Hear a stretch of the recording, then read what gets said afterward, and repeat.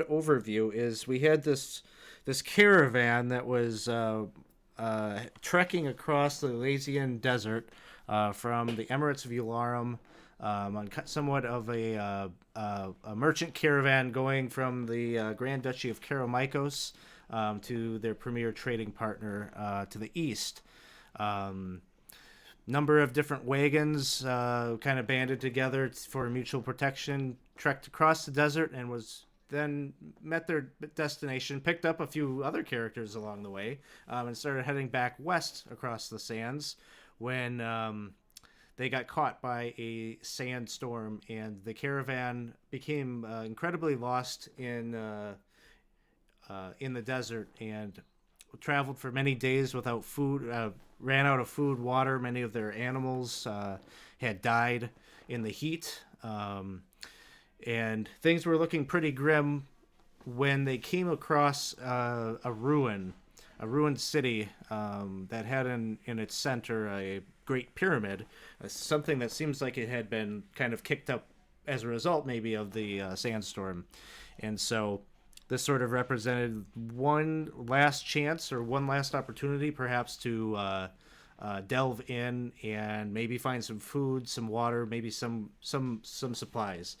Um, and so adventurers, this is our third session, so we've had some adventurers that have gone into the pyramid, um, and they did indeed find some supplies to help them get through. But more than that, they found that there was actually a civilization of people that was living inside of the pyramid. People, human. They call themselves Synodicians, and they are very pale-skinned individuals with bone-white hair.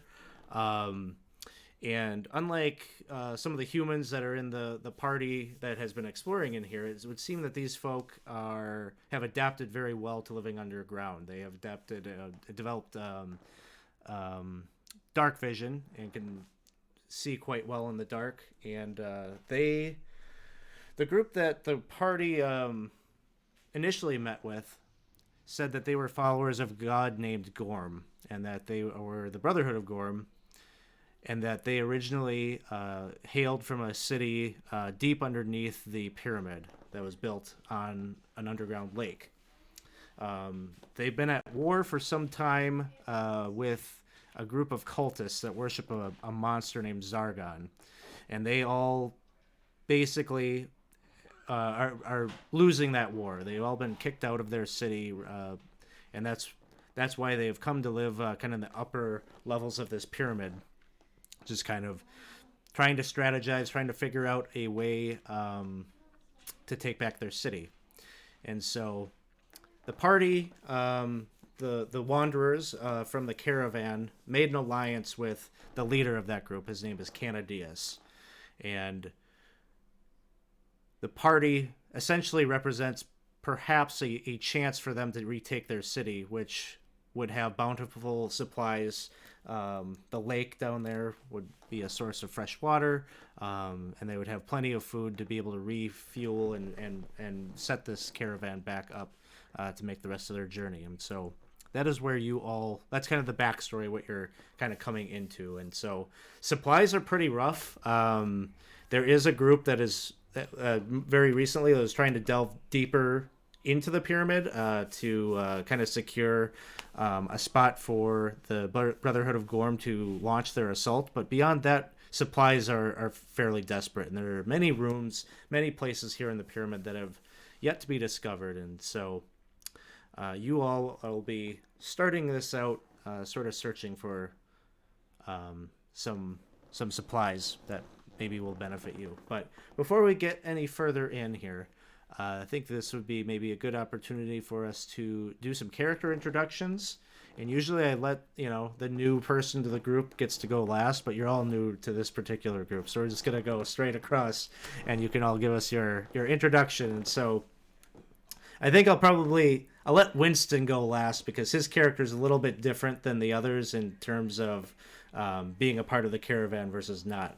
He's actually playing a Synodician, one of the Brotherhood of Gorm. So we'll have him go last, I think. But when we go around, give us your name, class, race, and um,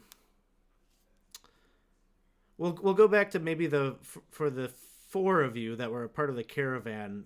What were you headed to Ularum for? Whether that was some good that you were looking to purchase, maybe there was someone you were there to try to find or meet, or whatever quest was leading you to join this caravan. And so we'll start with Herbie. Hi.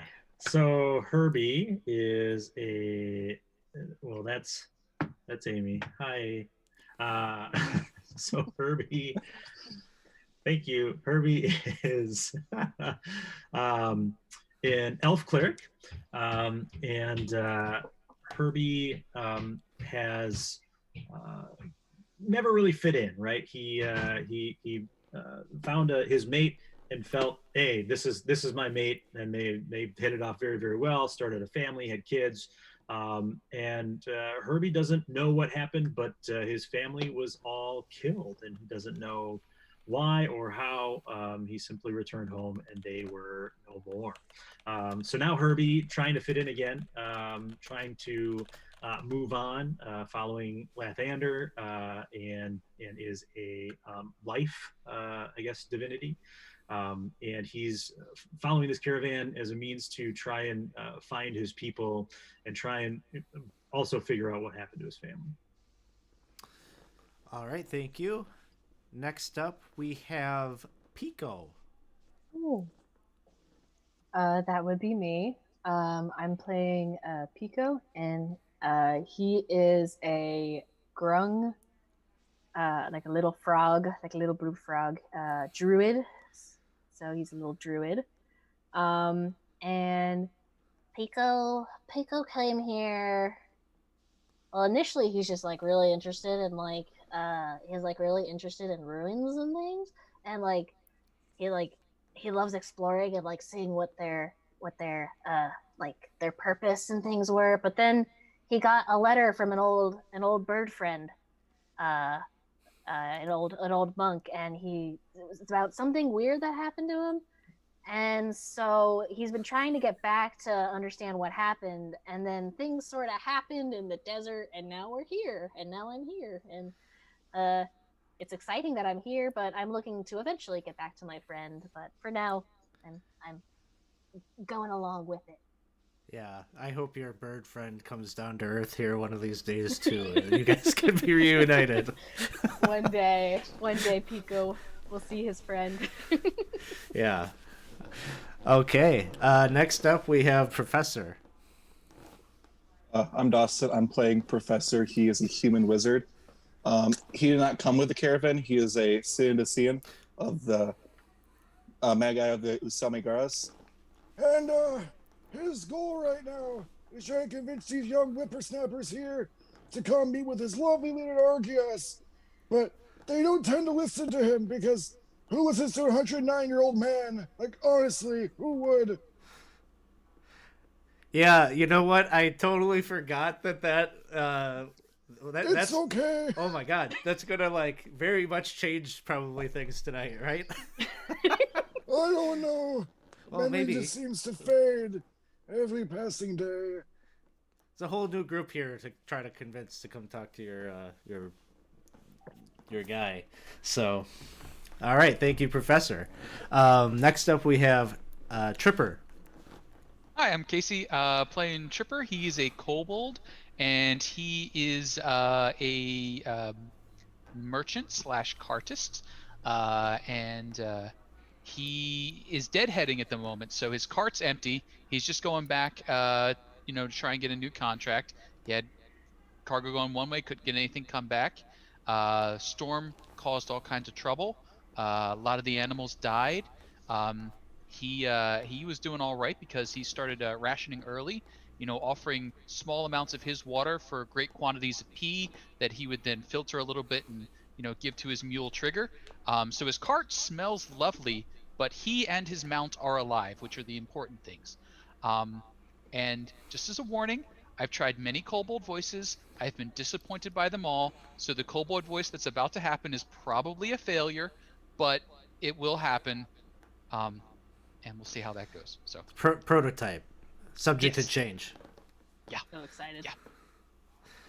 All right. Well, next up we've got. I don't even know. I typed this name in, but I don't know how it's pronounced. You gave me this name, Alex. It's Brudicrates. Brudicrates. And just so you know, we've had a couple of redeem inspirations that have happened here. We got 2 of them. Kogo and now Scenario just dropped one too. So you all have two inspirations that you can use to get advantage on rolls. So, oh man, Broody. Broody. This is gonna be Broody. Call me Broody for short. Broody, you. Why don't you tell us? So same information, name, class, race, but then tell us maybe what your life was like before the fall of the city. Yeah. So I am playing Brudicrates, and Brudicrates is a barbarian, but also a scholar. And he's a human, and I think I hit the class stuff, level 1, of course. And my life before the fall is I was a devoted philosopher, scholar, following Gorm and all of Gorm's policies and belief systems around ethics and legality and rules and order and justice. And I was a part of a sect that believed that you had to have a strong body to have a strong mind. And so that is Brudicrates' background. Unfortunately, Brudicrates does not have a strong mind. He is not also quite unusual looking. He has a golden mask he wears at all times, even when he sleeps. He has a giant mouth opening that he just puts food through, so he never takes the mask off. And he also is dressed in robes, which he never washes. And because washing is not manly enough for Gorm, or not pure and clean enough, I suppose. So, yeah, that's Brudicrates. And I, too, can't pronounce my own name, so this will be fun. Brudicrates. Brudicrates. Brudicrates. I don't know. I can't tell you. You gave it to me, Alex. I asked him for a name, and he put it in the chat. I immediately regret this. So one other distinguishing mark that you would have would be a tattoo that would look like this on your right shoulder, kind of a mark that all of the Brotherhood of Gorm have to kind of signify their allegiance to that particular faith of the Synodicians. Cool. So, the 5 of you have kind of been sort of put together by Canadius, as he's been sort of putting together some teams and such to scout around and search various areas of the pyramid. He, of course, is not super excited that Professor is among the group. He hasn't explicitly turned him away, but Professor would understand that the situation between some of the Synodicians is not altogether positive right now because of events that happened about a year ago. Because it was a year ago that the Synodicians still had control of their city, and they were under the impression, they being the Brotherhood of Gorm and 2 other sects that worship other deities. There are the Warrior Maidens of Matarua, who worship a deity who is very much kind of a goddess of war and of that sort of has the belief that this life that they live is one in order to bring glory to Matarua, and that kind of death isn't the end, that a glorious death in battle is kind of the way forward to the next chapter, to a better, more glorious existence. And then the other would be the Magi of Usimagaris, who Professor is belongs to. Usimagaris being a god of knowledge, of secrets, and that type of thing. And so these three groups, in general, have not been historic enemies, maybe rivals, kind of vying for power politically within their city, but not outward enemies where they were trying to kill each other or whatnot. In fact, they had allied with one another during the battle against Zargon and his followers. And so they had believed that they had control over their city, and that they were winning that fight, and they had been kind of outing Zargon's cultists, who oftentimes would try to hide amongst the ranks of their faithful. And so they had planned a huge attack on Zargon's lair, and had decided to make one final push with all of their forces to defeat this kind of otherworldly monster and repel him from these realms. The problem came during the battle when the leader of the Magi of Usimagaris, his brother was along, and his brother was one of the secret Zargonite followers, and had a number of his Zargonites with them during the battle, stabbed his brother in the back right as they were launching the attack. And this schism caused a lot of confusion during the final battle, and no one was on the same page. The warrior maidens of Matarua, eager to bring glory to their deity, whether they were going to be successful or not, charged forward. The Brotherhood of Gorm, realizing this chaos, wanted to retreat and head back to regroup and strategize. And the Magi sort of fell apart as they tried to get a sense of who was who, and they fled as well. And so everyone blames each other for their role in this colossal error that happened in this battle with Zargon. And so now everyone is basically refugees of their city living here in the pyramid. Canadius has kind of let you all know that, you know, some of the sisters of Matarua and the Magi of Usimagaris, they live up here in the pyramid as well. He has warned you all against trusting them. And so thus Professor is sort of being allowed to be a part of some of the planning to find some resources and such, but with a lot of eyes on him. But Canadius, at some point when he was assembling this crew, would have pulled you aside, Broody. You got pulled aside, and Canadius would have had a conversation very directly with you that he wants you to kind of assess this group.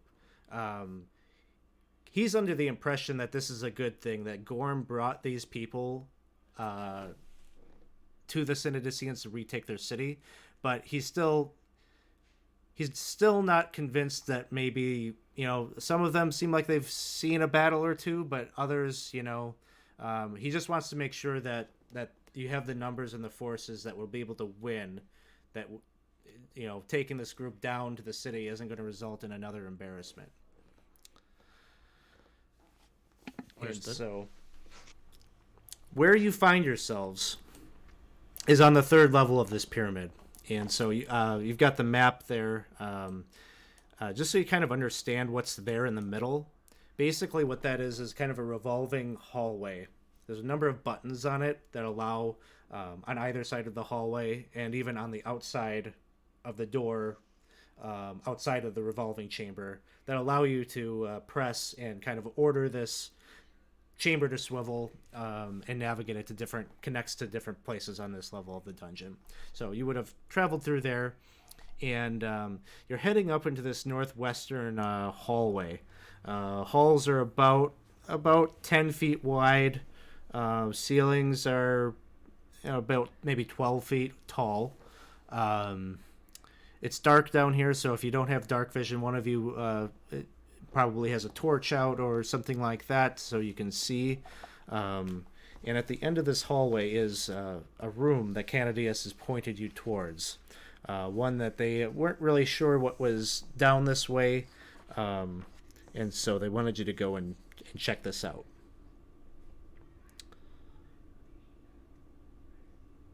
So with that, as you're traveling down this hallway, maybe having some conversations with one another, you're all somewhat new to one another. You can lead us off with whatever kind of conversations you're having or things that your characters would be doing as you're moving down this hallway. So I guess is the door of the front the one I'm at? Yeah, that's Okay. it is a stone door. Okay. So I would be standing next to Tripper, and just Tripper, you smell like urine. And I'll smell my robe. No, it's definitely you. I just does he respond? It sort of looks up at you a moment.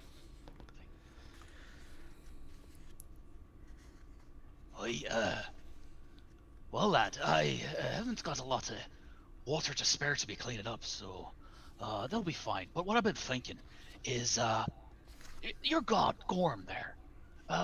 Has you ever seen the word written out? Because what I'm thinking is, there's a god Torm. Maybe if your folks had like a little bit of extra curve when they were writing the T. But here, aside then, let me take a look at this door here. And he sort of gives you a little like, not really a nudge aside because he doesn't have the mass for that, but he just sort of like puts his snout in front of your knee and starts wiggling past you to get to the door.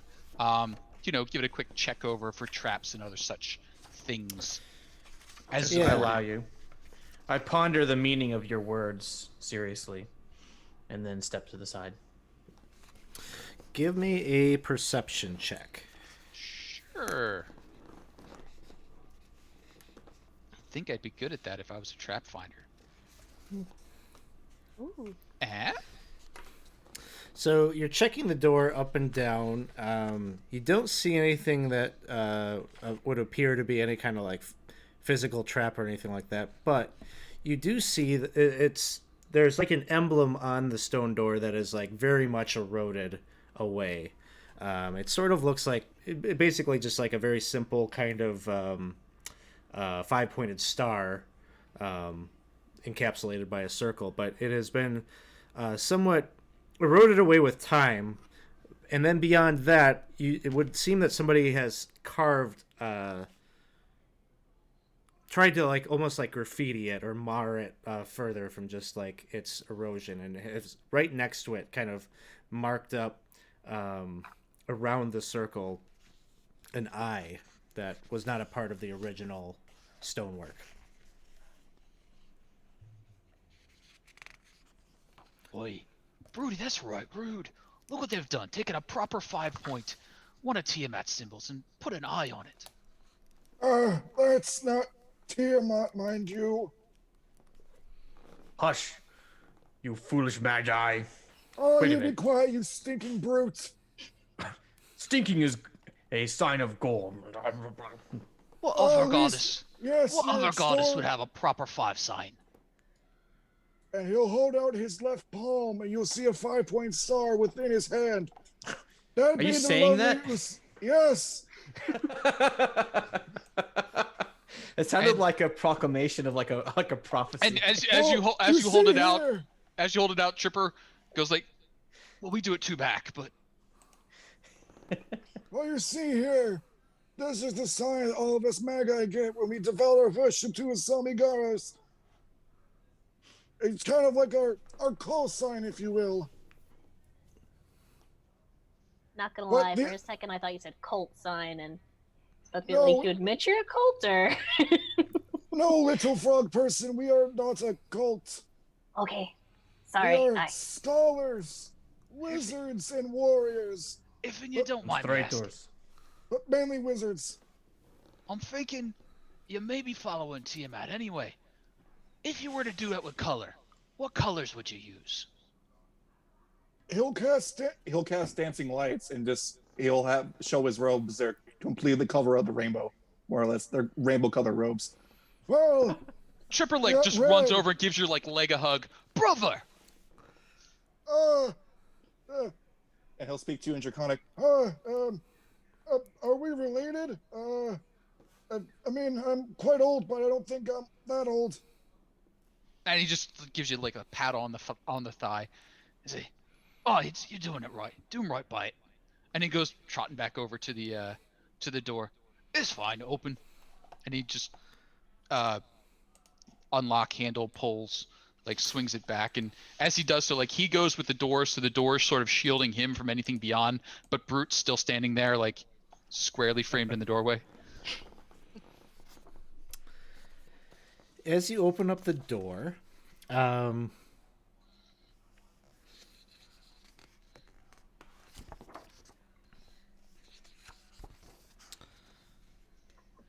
sorry. You can see basically there's the center, in the center of the room there towards the north wall. You see an altar. It almost kind of seems like this was some kind of a chapel long time ago. There are tapestries that hang tattered and quite faded, but they are hanging from the walls in the four corners there. All of them have the same symbology of the five-pointed star. But the dusty altar along the north wall has... well, the very first thing that you were peering on is the back of some kind of a large lizard-like creature. It seems like its head is actually hanging over the northern part of the altar, as it's got its attention at something that you can't see, that is being obscured by the altar there. But as you open the door, you can see its head kind of lifts up, and it turns to look at you, and it's just got blood, kind of fresh blood, all along its lips, and pieces of whatever it was eating kind of sticking out of its teeth. And we will roll initiative right here. Is it safe, guys? Not exactly. It's getting a little sweaty in this hallway.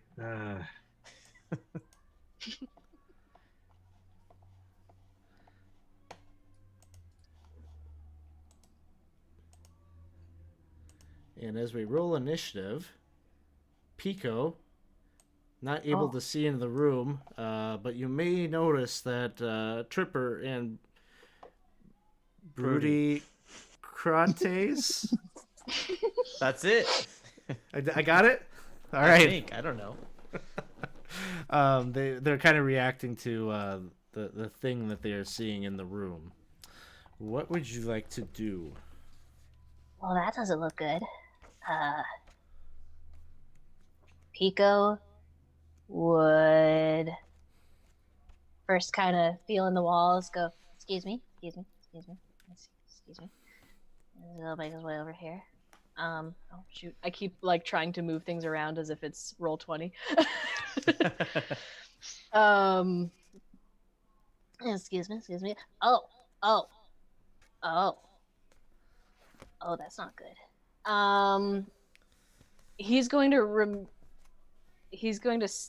probably stay behind Brudicratus.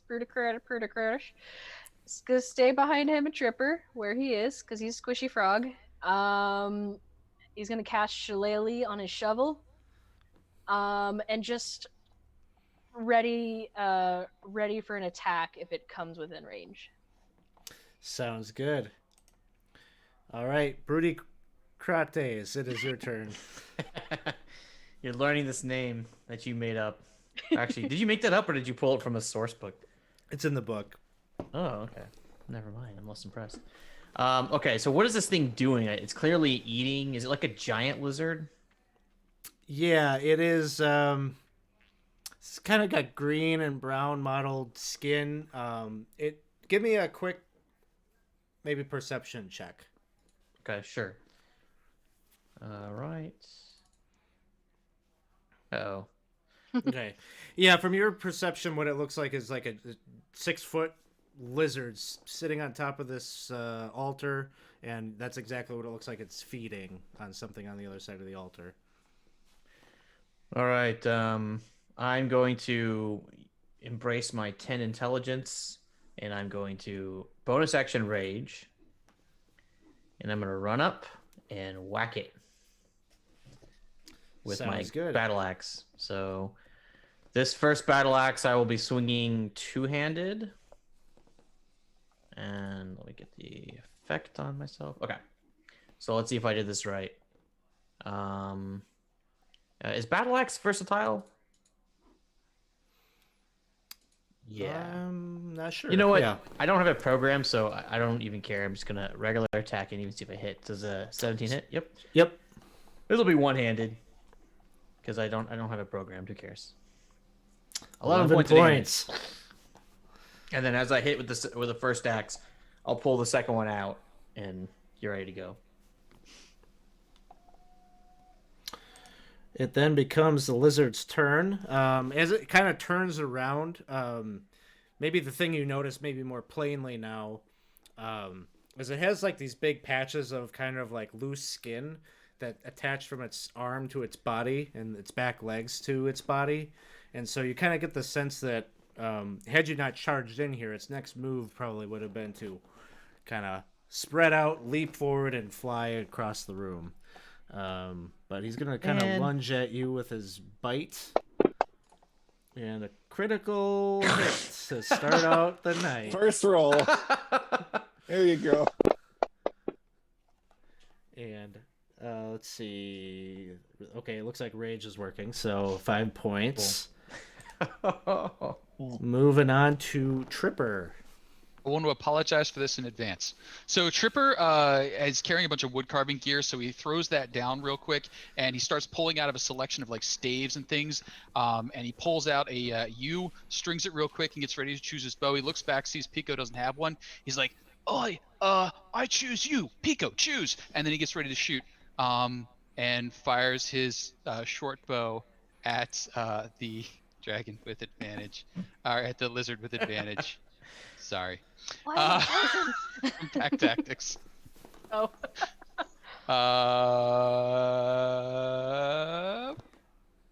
Padoink. All right, that'll hit. Nice. Yay, and I get to do this. No, I put it on the wrong one.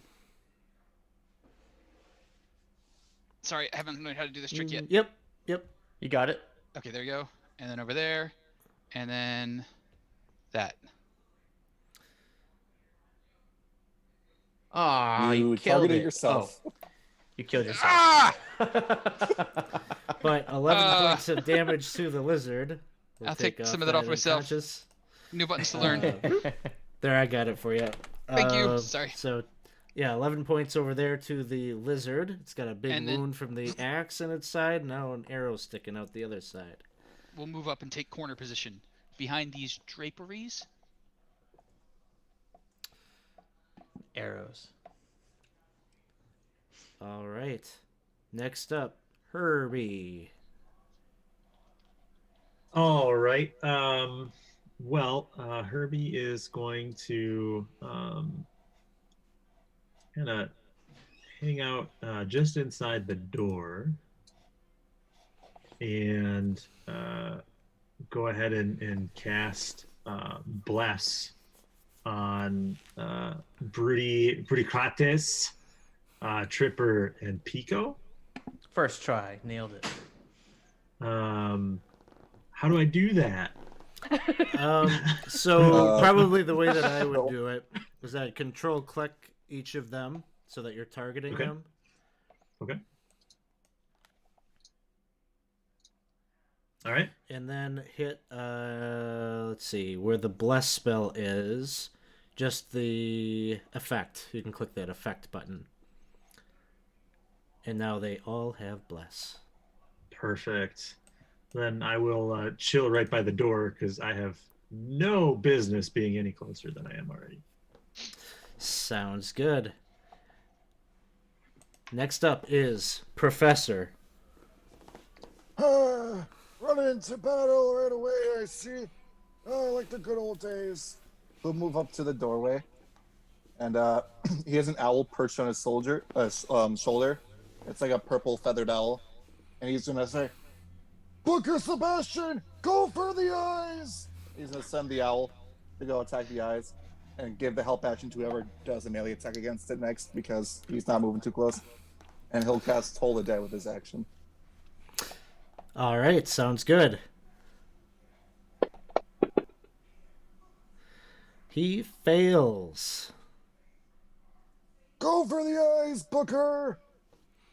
11 points. The lizard is doesn't know where to focus its attention. It's got the owl perched on its head, pecking down at its face as this barrage of attacks. And then you speak these words that create the Toll of the Dead. And you can tell it kind of recoils in pain at that. Now we're back to the top with Pico. Yes. Okay. Pico is gonna go. I guess I better move closer. And did you say there was light in the room, or like a little bit, or no? I have dancing lights going. There you Oh, go. that's right. You do. You do have dancing. Okay. Pico is gonna scoot, and he's gonna maybe sidle over here. And then it says that I have darts, but it also says that I don't have darts. Should I have darts or no? It just says ammo 0. Yeah, I mean, if you want to put something there for ammo to track ammo, you can. Okay. That's all. But it's that not means. like required to do that. I don't get too picky with that. I assume that's a Okay. that's a you to track thing if you got them or Gotcha. not. Okay, I wasn't too sure. Okay.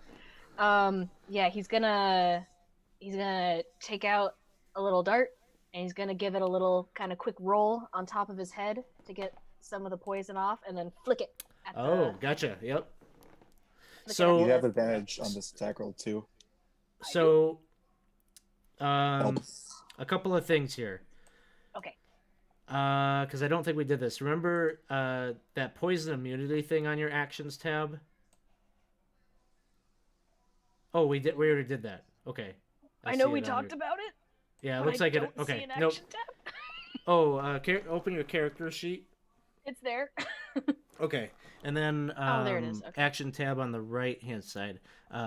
So okay, that effect is already there, but for the okay, I see how I coded this.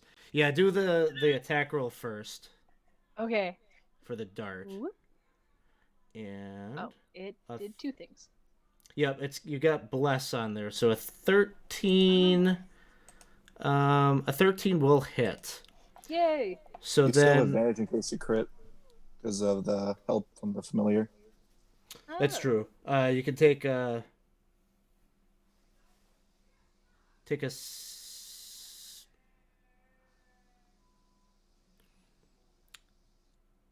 Does help work on ranged? I don't remember. That is an excellent question. Yeah, all I know We- is help with something that happens next. That's all I remember. Let's We see. can say nah for now if you just want to keep it moving along. I'm fine with I that. will- It still hits. I'll let you know when I find it. Okay. Yeah, Yeah. find out that. Roll the damage on the dart. Okay. Whoosh. Okay. There. Okay, so Ooh. 3 points. Oops.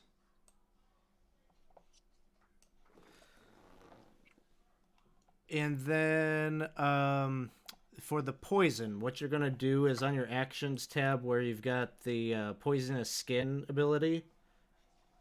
Okay. Abilities. Here, I'm gonna switch you over to combat mode so you can see all the little buttons and things. Do you see where it says Con DC 12 under poisonous No. skin?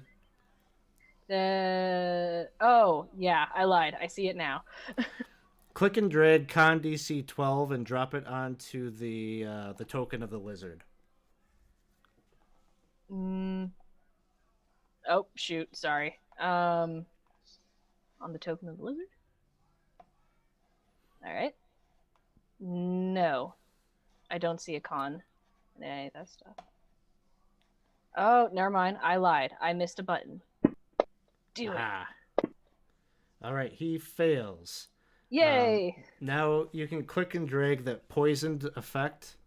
Click and drag that onto the lizard. He's got the poison condition now. Oh, cool. Okay, cool.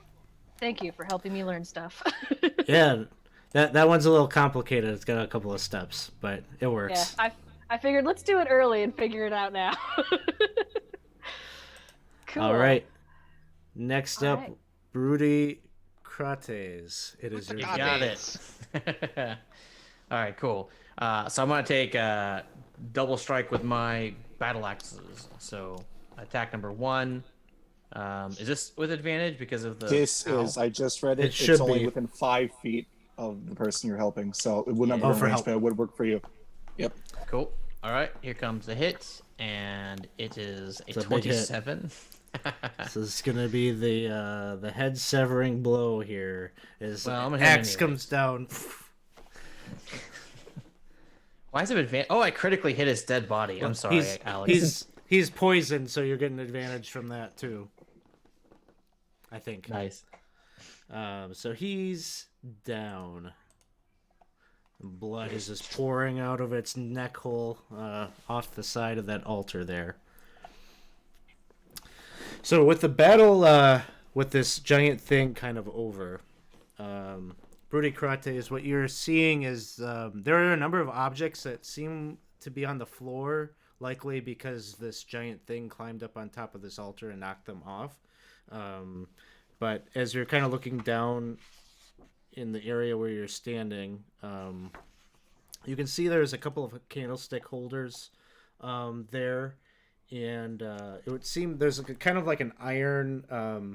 It basically looks like a holy symbol with the five-pointed star in its center. It's got kind of a little loop built onto it, like maybe at one time it did have like a thread or a chain or something that it was being worn, but it doesn't have that currently. It's just the emblem is laying down there, and there's also a silver bowl that's been tipped over and is laying on the floor. Okay. I'm going to look at. Uh-oh. Okay. All right. I'm going to look at the bowl. Does it have any contents in it? Does it look like it was being used? Doesn't look like it. It's dry. It doesn't look like it's got any like soot or anything like that on the inside. Cool. Okay. Holy symbol colored or plain color? It's just kind of like rough, like wrought iron. Chipper kind of picks it up sadly. Why, even it were a bit of color, it'd be better. Wrong one. And he goes over and gives it to Professor. Let's see here. He'll pull his like little bifocals a little closer. Does it look like what I think it is? Yeah, it'd be a holy symbol of your faith. Why, thank you, but I already got one right here. And I'll pull out a chain from around his neck. It's a similar symbol. Chipper like goes up on his tiptoes as you're holding it like that, and he just turns it slightly so it lines up with your palm. Like, see, it's the exact same, minus the eye that's on the door. Oh, that's pretty much similar. What in the eye mean? One more time. What in the Sorry, eye my- mean? What the eye mean? Huh. Do I know what the eye means? Yeah, the eye would be a symbol of Zargon. Oh, that's with that wretched, terrible individual known as Zargon. You may have heard Kennedius say that name a few times. Not a nice person or thing. I don't really know what he looks like. Don't mess with him. Herbie, can you take a look at this? There's a body back here, right? Yeah, you go around to the other side and you can see there is a human female wearing leather armor, has a like a backpack nearby, but deceased and clearly has some wounds as a result of being devoured by that lizard.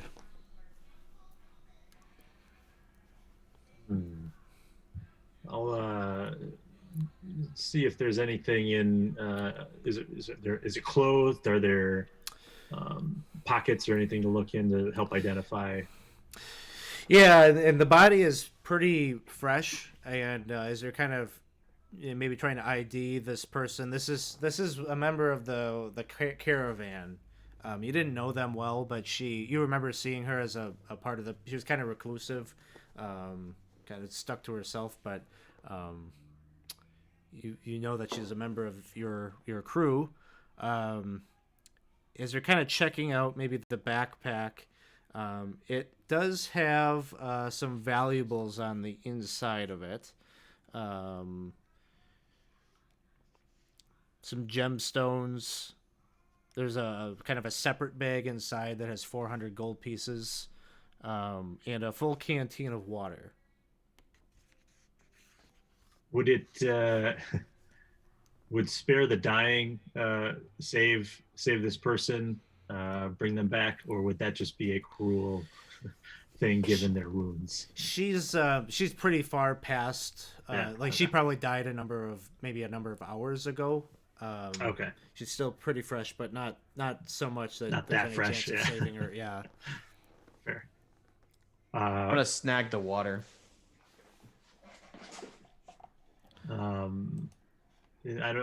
If folks feel comfortable taking this, I guess they can. I don't know. It's not for me. And Herbie's feeling very, very visibly uncomfortable and kind of just steps back. Just steps back. As you're stepping back, let's see, what is Herbie's passive perception? Oh, you have pretty good passive perception. So as you're stepping back, you kind of notice upon the altar, it seems that there's like a number of like grooves, sort of kind of indicating maybe where like objects are like supposed to be like specifically placed. So there's the stone, the things in the bag. Anybody that wants to grab those, and you might put them on the altar. That might be a spot. For those. So as that's being suggested, Tripper's kind of stepped outside. He grabs up his bundle of sticks, and he's got like all his assortment of dowels and such things for his woodworking, and he kind of shoulders that again and comes back inside, and he takes one of the sticks, and he's just walking around, pushing those curtains aside. Like from one side, he shoves to make sure there's, and then he like looks around, and then he just kind of going around, and he says, and he looks over, "Oi, Herbie, you're going to take that." I'm gonna take what? All of that. If you leave it behind, someone's going to die up top.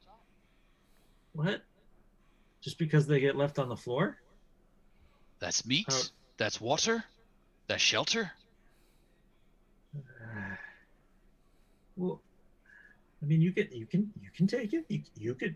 Why couldn't you take it? I mean, why does it have to be me? I don't know why I have to take it. If you don't want to share. And then he heads over and he like pulls out his knife and gets ready to start cutting the person up. Wait, here. I'm gonna like grab the shoulder of Brudicates. Like, I hate your guts in every capacity, but like, at least we're not this weird. What's weird about people food? if it's any well, I should have said it like we're speaking in our native tongue. Oh, sorry, that I didn't get. He still says it, or he still says it. I mean, I was speaking with one of the maidens earlier. These outsiders are still pretty weird, if you really think about it. Yes, I agree. And like he's pretty quick, so he does a field prep on the people, and then he does a field prep on the big lizard, and just the good stuff goes over here, the offal goes over there, and there's no real separation between the lizard meat and the people meat. It just gets stacked up. Might I suggest separating the meet little dragon person. If you mix them together, they marinate. Oh. What? I'm not I think they're disregarding getting your queasy methods. tummies. Well, it's like, And then he just shrugs and he separates them. Oh. So where is this separation happening? I think one's going on like this side of the altar, one's going on that side of the altar. Like we got a table here, we might as well use it.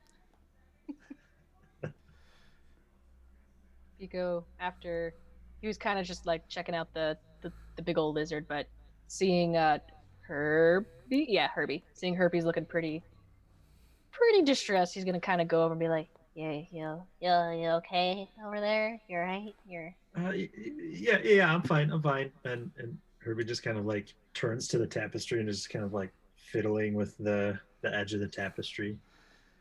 Fine. As you're kind of playing with the tapestry, you suddenly like notice that it's starting to like almost like there's a draft or something coming through there as the tapestry's just kind of wavering a bit. And you kind of feel like maybe the temperature just dropped maybe a few degrees. I'll pull it back and see if there's a window, is a vent, some sort of a draft. And as you're kind of messing around there with the tapestry,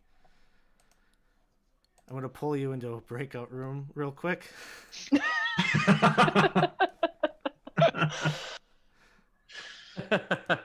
Herbie, no!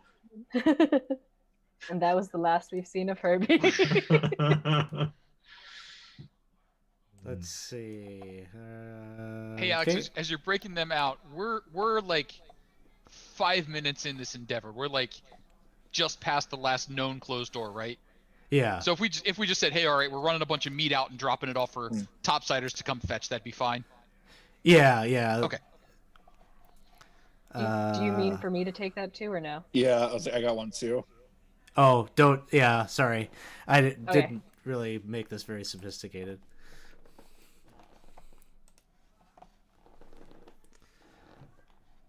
Aha. Let's Sorry see. if I went too early. No, it's okay. I was trying to get it kind of set up here. I've never done this before, a breakout room. I definitely have not done it as a part of the streaming experience. So the audience can see us right now. Oh, okay, cool. Yeah. So, hi, everyone. Hopefully they can hear us Hi. because I didn't really test this before I just set this up to go. But so you're messing around with this tapestry. Yeah. And for like a split second, as you kind of are pulling it aside to kind of check behind it or whatnot, you see like the ghostly visage of a Synodician. Looks very much somewhat similar to like what Sid's character looks like. Okay. But incorporeal. And so you just see that for a second. And as soon as it like locks eyes with you, and then it's gone. But you can feel that entity that you were just looking at is now inside of you and has taken possession of you. Oh man. So And nobody else sees this. Nobody else nobody else saw It's it. yeah. Yeah. Okay. So now that it is within you, you know, sort of just like instantaneously, like you know this information about them. It's not that your personality has been totally like removed from your body, like you're still self-aware, but this being that has taken possession of you is the dominant force and is basically the thing that's going to be guiding you going forward. And the entity that took possession of your body is the leader, the former leader of the Magi, the one that got betrayed by his brother and killed. So your primary motivation now is to get revenge, to find your brother who's still alive, who joined Zargon, and kill him. The name of the being inside of you is Demetrius. Okay. Do I commune with Demetrius, or is Demetrius just like, so there's no like back and forth, I'm not fighting with him internally or having any of that, it's just my directive has changed? Yeah. You one thing that you maybe will do is your personality is different now. Maybe a little bit more Okay. confident. Yeah. But you're basically Demetrius that's like on board and taking control over your character. So if you want to like give your character maybe a little bit of a different like pattern of speech or just dramatically different mannerisms, that'd be a nice touch. Okay. But then the other thing is you have access to a whole bunch of spells now. You're basically a Sweet. 6th level caster. Okay. So I think I can just basically send this to you in the Zoom chat as a whisper, and then you Okay. can have them. One of the spells is, I know it's been a while since you've played D&D, but kind of by intention, one of the spells that you have is Aid, which, now that the audience knows that you have Aid and are going to give your party mates maybe some extra maximum hit points for the day, they won't feel so bad about redeeming those wandering monsters. But Aid you can cast and give, I think it's 3 targets. It increases their hit point maximum by 5, I believe. Got it. Yep, I see that. So here's I better make sure this is going just to you. But yeah, there's some information about you're possessed by the spirit of the little everything that we just talked about, and then the spells that you have. Okay. I got. Oh, what's the? It looks like it got cut off. So I'm seeing first level, bless, cure wounds, and then detect EVI. Okay, here I'll just I'll copy just the spell casting part and paste that separate. Perfect. Awesome. Okay. Cool. All right, you feel ready? I think so. And just I guess to clarify real quick, Demetrius has no intention of revealing himself to anybody because that would be counterintuitive to Maybe his, maybe only if he thinks that it would be beneficial to getting them on board. Okay. So if you think you can trust them and that they would be willing, Professor probably would be totally willing to, redeem the Magi to, So. Okay. Yeah. Cool. All right. Let's see about popping back in and see how much that messes up the overlay. I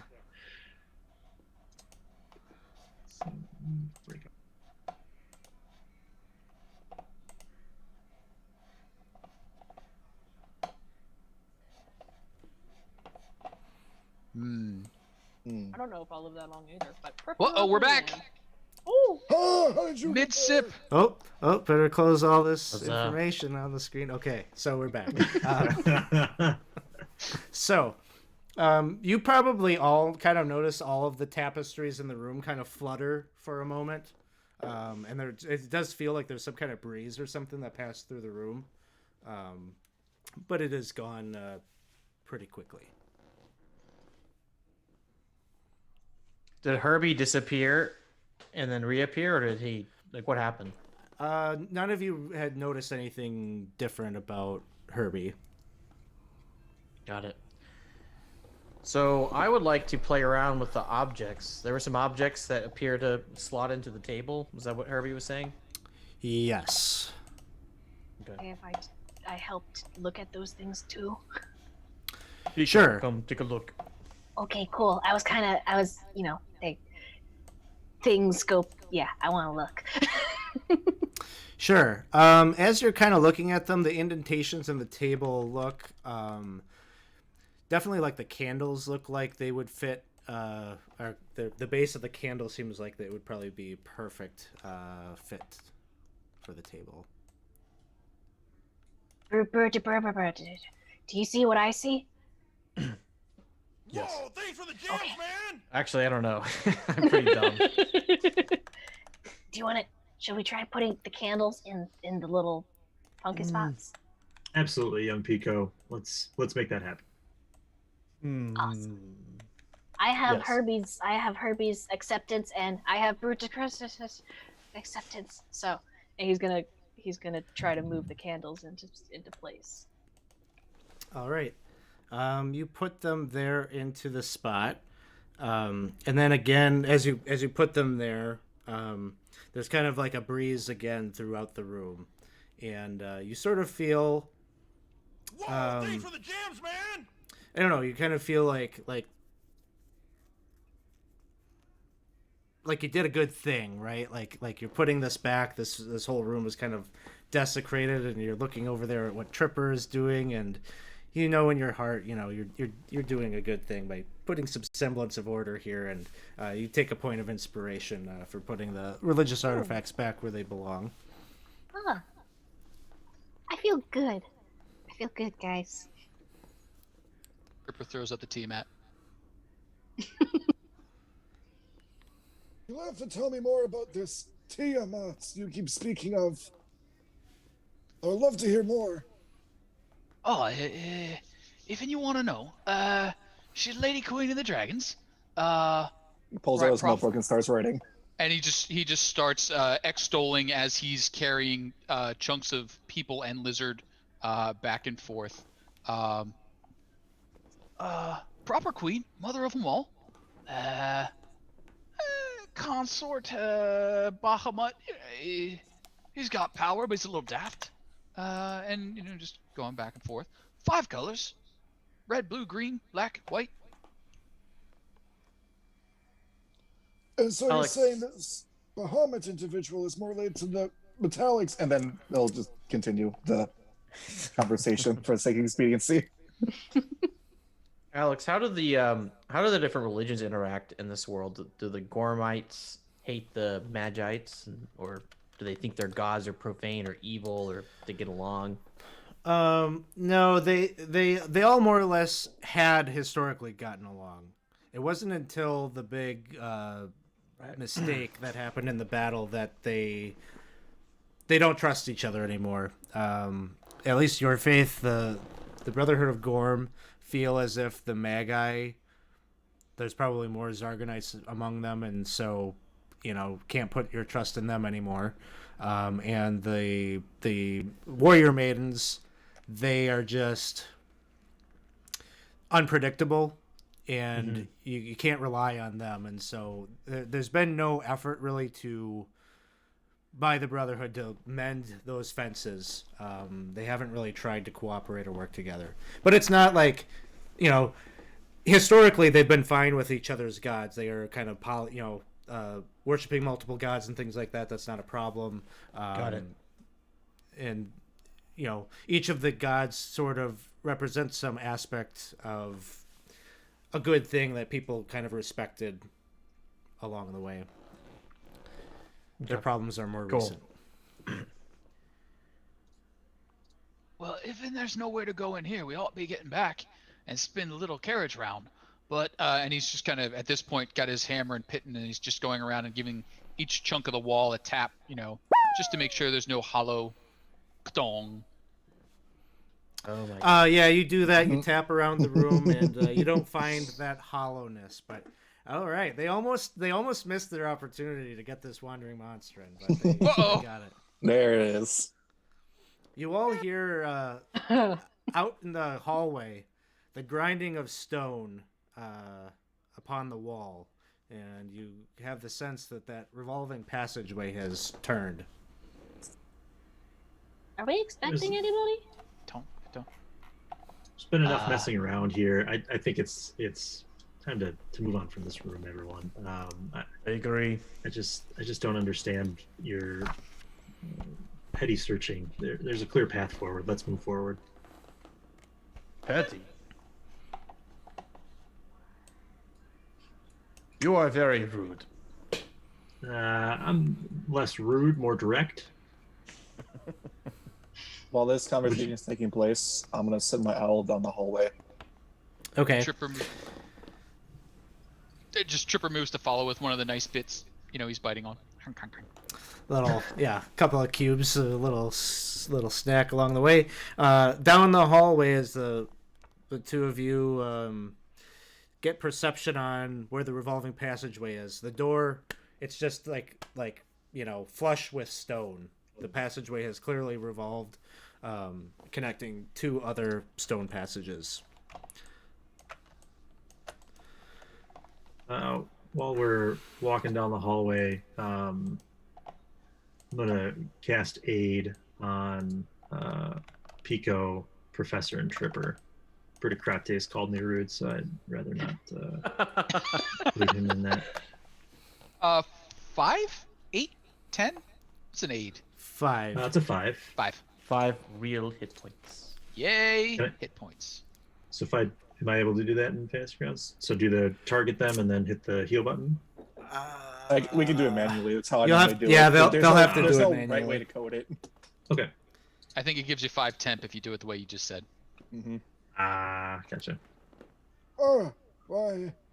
Thank you. Right. So if we hit the button, it spin round. What button? So There's no button?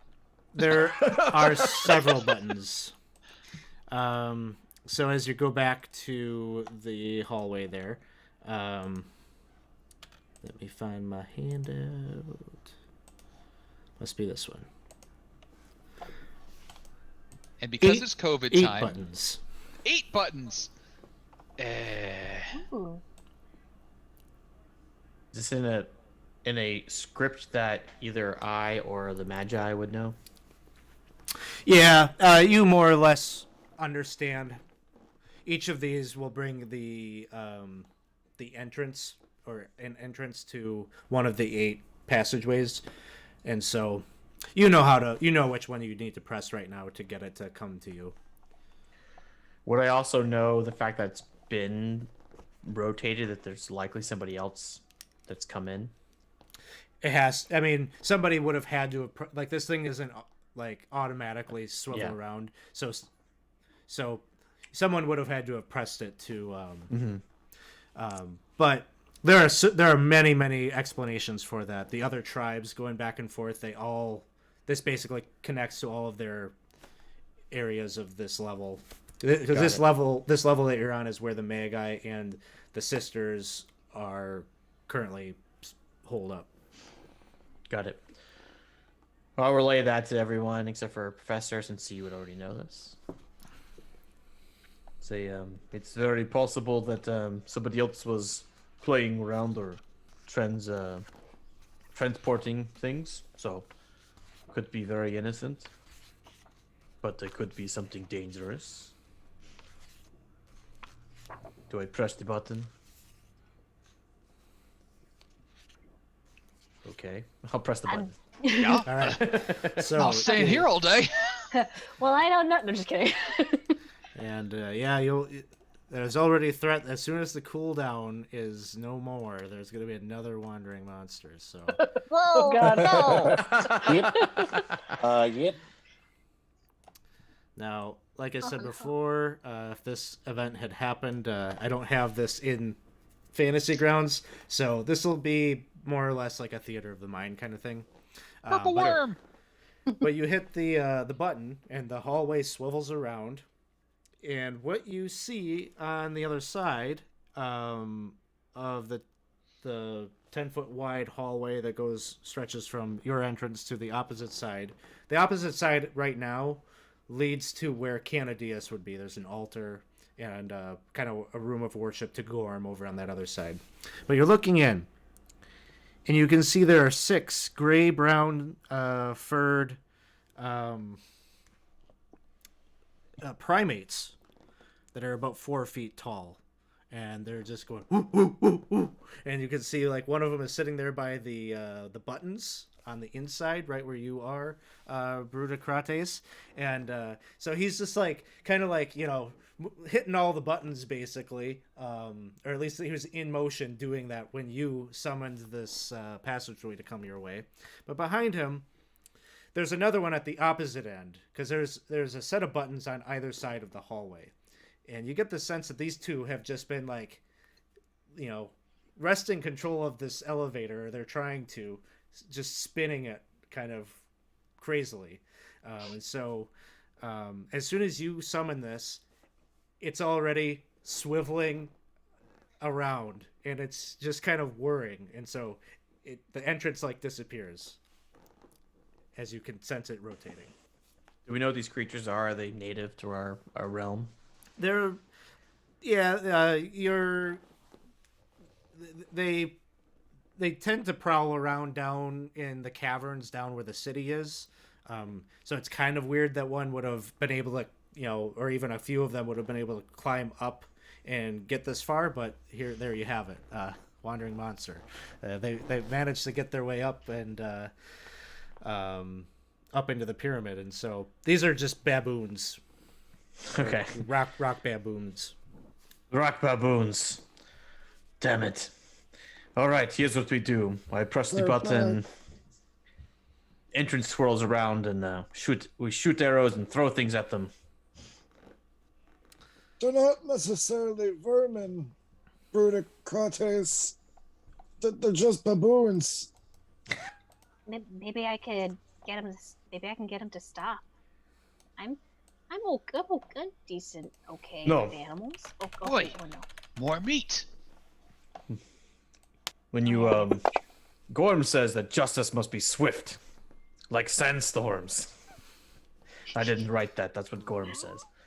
Yes, and his Somigar says knowledge is power. But also, once again, they're just baboons. But they are committing a crime. Is pushing a button a crime in your justice system, Brutocrates? Is it? It is a crime to cause confusion and delay. Then let's send them to Canadias and have him deal with it. I have so much to learn. The Thomas reference Oh, just broke. Sorry. As you're having your conversation about justice and law and order and baboons, you see like the passageway. Phew, bunch of monkeys, like for just like a second. If I get a second, I'm gonna try and get dancing lights in there and just have it change colors and like a little disco ball, if that makes sense. Okay. So make sure so it just stops spinning if it grabs our attention in any capacity. Okay. So it the passageway again circles around, and you've got a moment here, and we'll just put ourselves in an initiative. First up to act, Tripper. You got a view inside the passageway. What would you like to do? Ding! Shoot for lead monkey. Okay, the one right at the buttons right in front of Whatever's whatever's the first shot as he goes through, he's just like, twang. you. All right. So Takes a shot. Their AC is a 12, so that's a hit. no sneaky sneak on that one. So 6. 6 points. All right. Anything else? Boy, I pegged a monkey. That's it. All right. Arrow in his side. Brudicrates, it is your turn. I'm gonna press the button so the professor has a clear shot with what he's trying to do. Like, boop. And I guess is that an action or a free action? I'm gonna have it be an action. Okay. Give me like a dexterity check. Straight dexterity. Yeah. Okay. Boop, boop, boop, boop, boop. Okay. 18. So, as you're pressing it, and you're looking over at the monkey who's got the arrow in his shoulder, you can see he's like clicking and like hammering away at this one button. And what you're doing basically is like you're hitting kind of like the opposite to like kind of get it kind of jarred up and jammed up the passageway. So it's kind of like like stuck in this spot right here, giving you a moment. Yeah. Okay. Cool. Yeah. So is that would that be an action or? That'd be an action, yeah. Cool. Yeah, that works for me. Professor. All right, what you say next will decide what I do. Is it commonplace for our group to eat baboons? Probably not common, but I don't know if it's option. It's more of an option than that other pile of meat that you have. That's all I need to hear. With the bonus action, he'll send the dancing lights in the center of the room and just start spinning in circles to grab their attention. And I guess he'll hold a toll the dead for whatever happens next. I don't know. This is so weird. Give me how about a deception check along with the dancing lights. Oh, okay. Dancing lights, deception. -1. You got this. Okay. You see 3 of the baboons. Well, let's do a little roll. Yeah, 3 of the baboons are kind of dizzy. They were having a lot of fun on their joyride, but then the dancing lights, that joyride stopped, and now they're gazing up at these orbs of light and seem like they're pretty pacified there. He'll just spend his time concentrating on that for now, and I guess that'll end his turn. The monkey right in the lead there, that's right by the panel, is hurt and pissed off. He kind of lunges from his perch at the first thing he can see, which would be Brudicrates there, and is going to make 2 attacks, one with its claw and one with its bite. First attack is a 10 to hit. I'm going to assume that misses. Yep. And second attack is a 17 to hit, which that one will do it. And that will deal... Come on. 4 points of damage. And I'll just tack that on there for him. Looks like we had a Nuthouse 57 just redeemed Wandering Encounter. So let's see what happens there. There you go. More monkeys. Monkey. 3 of the monkeys in the middle are looking at the lights. There are 2 others at this point. There's one that is not paying attention to the lights, and he kind of climbs up the wall and grabs a piece of loose stone off of the wall and yanks it out. And he takes that and he's just hurls it down the hallway in the direction of where you are, Professor. He doesn't like those lights so much. He gets a 20 to hit. Okay. Dealing 3 points of bludgeoning damage. Hold up, I gotta roll a Constitution saving throw because the spell is concentration. Oop. We're good. Okay. Now the other monkey at the end is hitting like some other buttons. Brudicrates, you're there. Give me another dexterity check to see if you can. You're being attacked right now. I think you stepped away. This other monkey is like clawing and biting at you. Okay. I'm gonna use my inspiration for this dexterity check. Sounds good. And you all got another round of inspiration from the chat. So the third one of the night. Okay, 18. 18. Okay. So even with this thing like clawing and attacking at you, you're still able to create some mechanical confusion in the device by just smashing that button as hard as you can, counteracting the other one. Pico, it is your turn. I'm hearing a lot of angry monkey noises around the corner. So I'm going to silence. Excuse me, Tripper, oh God. Seeing now, I think I can see what happened because there's dancing lights still. Yes. Yeah, you can see. Okay, cool. Oh God. kind of in a bit of like panic mode, he slaps, like high fives his shovel, and then does a little boing boing and goes to try to like whack-a-mole the baboon that's attacking Brutocratitors. Um, let's see. I think so. With Shillelagh,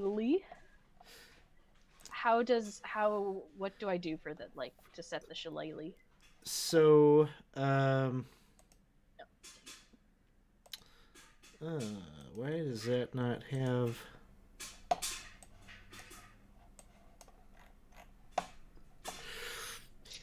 Just,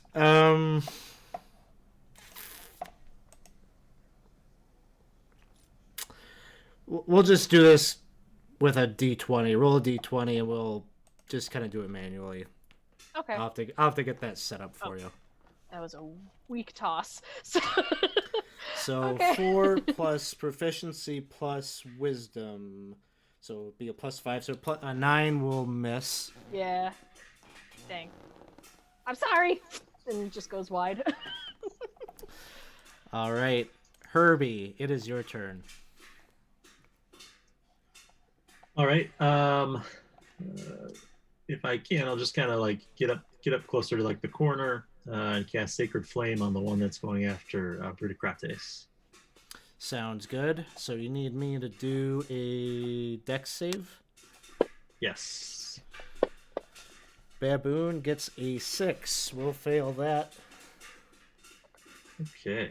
So can I do this? No. Okay. So I need to just roll a d20 then at that point. Sacred Flame, I think, is a D. Oh wait, one. Yeah, that's right. You're right. Okay.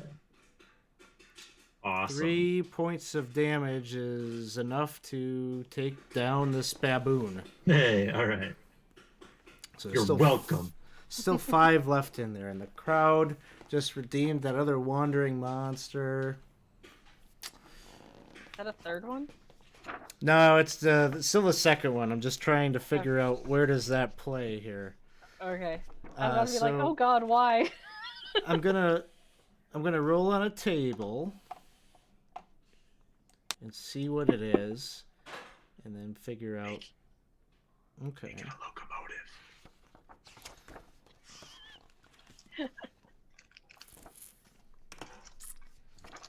Now, just remember, it's wandering encounter, not wandering monster. We changed it. Sounds like semantics to me. No, it matters sometimes. This crowd out there, they're bloodthirsty. And you're not? I'm true neutral. So, all right, I know what's happening, but nothing quite yet. Tripper, it is your turn.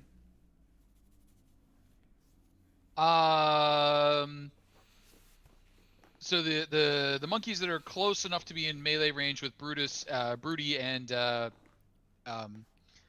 good friend Pico have been eliminated, right? Yeah, the one that jumped out into the hallway has been eliminated. The others are all like in the middle of the rotating chamber. Okay. Other than the one that's on the opposite end who's still trying to smash his buttons.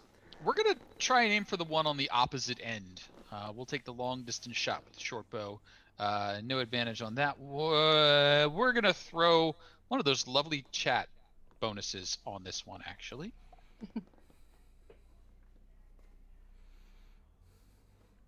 17. 17 will hit.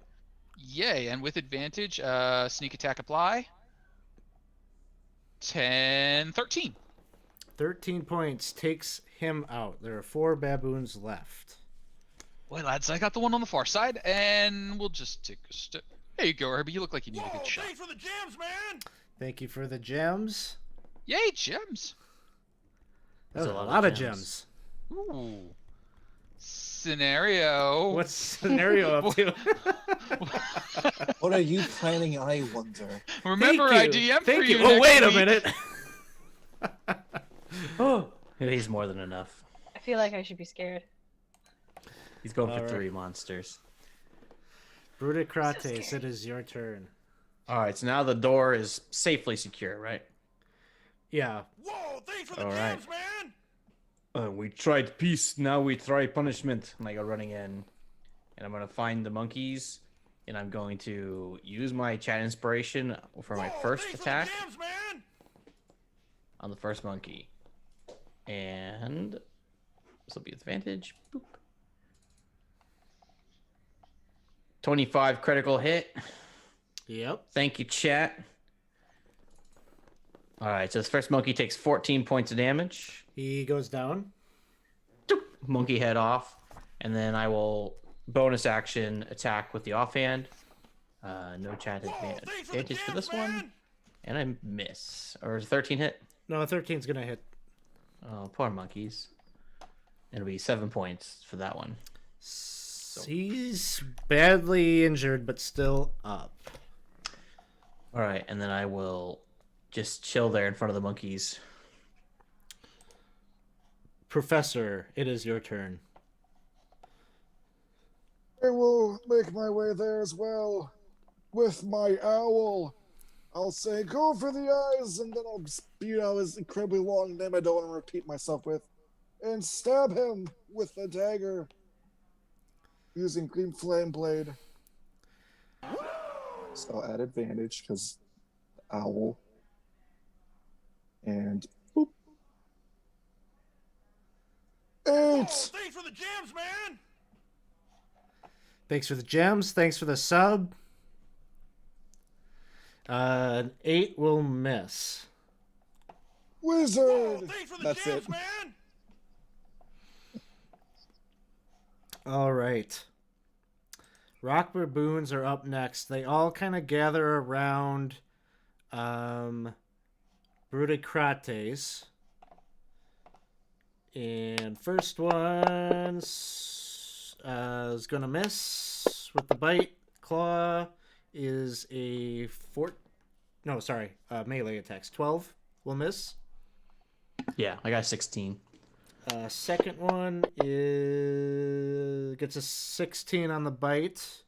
That's a hit. 1d6, 4 points of damage. Claw attack is a 15. That one will miss. Third baboon. 14 will miss, and then the claw misses, and then the last one. Nope, there's only 3 left, so that's it. Next up is Pico. That is me. He is going to, assuming it's safe to hop in. He's gonna go hop. Like, I really think we could have like told him to go away, and if there is one here, he's just gonna go to give another schmack away. And let's do the 20. Boo. That'll 80. hit. Are you going after the one that is already kind of injured? Yeah. Monkey headsters. No, brute. Should I just do like a normal D8 and then we'll like mentally add 3 or? Yeah. Okay. Boop. Sweet. And that's going to be enough to take this one down. 2 left.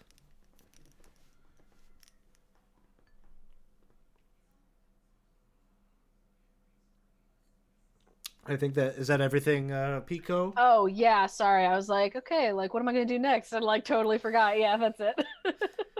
Herbie is up. All right. I'll use my sacred flame again on one of the monkeys that's, I guess, closest to Brudicrates. Oh, that's right. I'm sorry. It's a DC 12. Oh, you need me to make a roll. Sorry. Yeah. Fails. Other 3. 3, okay. Yeah, sorry. I'm busy dealing with the No. other counter that's happening right now. You're good. You don't need to Back do to the that. top. Tripper, it is your turn. There are two monkeys left. Yes, two left. One has just been hit with the Sacred Flame from Herbie. Got it. So Tripper will rush up, short bow in hand, fire into the room. Any of them in melee combat with friends? Yes, they all are. You got it. Aiming at the weaker one. That'll hit. Sneaky. 8. 8 points. That one goes down. One left. Tripper will sneak inside and kind of post up beside the runes on whichever side the runes are at.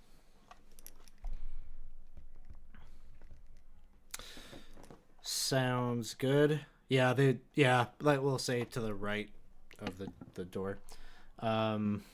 Next up, Broody, it is your turn. Yeah. I wipe a bit of blood that's spilled out of my mouth all over my golden mask, and it's all smeared in blood, and I'll take 2 judgmental chops at this last remaining monkey as it, like, resists, I'm assuming. All right, first attack is a miss, and then the second attack is a miss. Wait, that was a hit. Sorry, I don't know why I said that. So that was my bonus action. So 3 points of damage. I kind of pulled the attack as I see the monkey like cowering in fear. And that'll be my turn. And I'll say, Professor, killed it. Was that for the round? That was just a total of 3. 3. The first one missed. I rolled an 8. I'm assuming that missed a miss. Oh, that. Sorry, it looked like a D8, so I thought it was a damage roll. Okay, got it. Yeah. Next up is Professor. I'll get right on it, but it's no fun using a dagger anymore, so he'll just cast Toll the Dead. All right. Wisdom save. Oh, wisdom. Fails. The D12 of sad damage. 7 points. That's enough to take down the last of the baboons. And Herbie, make a quick perception check.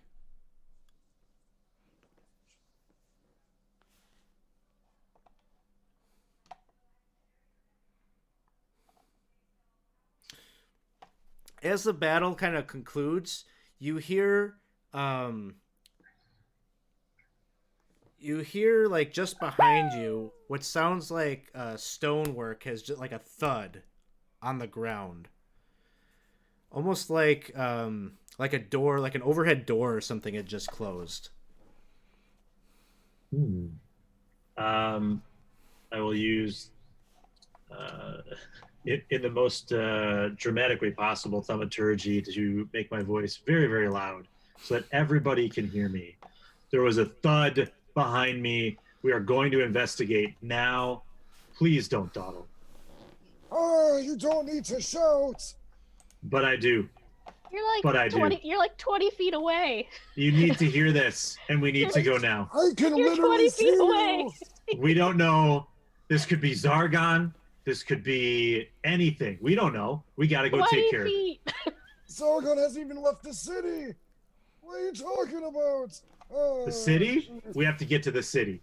Not right now. Okay. Well, let's deal with this thud. Tripper, you were quite proud of all the water that you had been distilling and creating, and you had a bit of it on your person. At least you're sure you just had it a moment ago, but it is gone along with your coin purse. All right. Who's been making off with the goods? And probably the monkeys. Yeah, the monkey stole my coin purse. They are mischievous. They might have. They're known What's a to coin take purse? things. What? Is it coins? What for keeping coins in? And he'll start like throwing monkeys around. You mean a coin bag? Professor, Pico, Herbie, pretty much everyone except for Brudicrates notices that if you had a water skin on your person, it's not there, and your coin purses are all gone. Huh? My coin belts! Hey. No! There, Nuthouse, this is your wandering encounter. My water's gone. And my shiny stuff, my coins. What do you mean? Your water and your coins are gone. Exactly. The bag of water for drinking and my bag of shiny jingles, they're gone. Oh, that's a shame. So Tripper would do the. I think invisible things are happening. He grabs a little, another little pouch he keeps, and just hucks it, and about 1,000 ball bearings just go all over the floor near the other side of the exit. Yeah, you don't see any physics that suggests to you that they hit anything invisibly. They just fall and drop and roll across the stone floor, unimpeded. Well, if you had held on to your coins and your water more carefully, you wouldn't have this problem. And your balls. Thousands of little balls. Very little. Yeah, very little. Herbie's going to continue to move in the direction of the thud and cast Detect Evil and Good kind of along the way. Or is that, I'm sorry, is that it? No. Triple Yes. will curse, but will stomp off in this direction, leaving the ball bearings scattered about on the floor. Too spread out to be useful, but.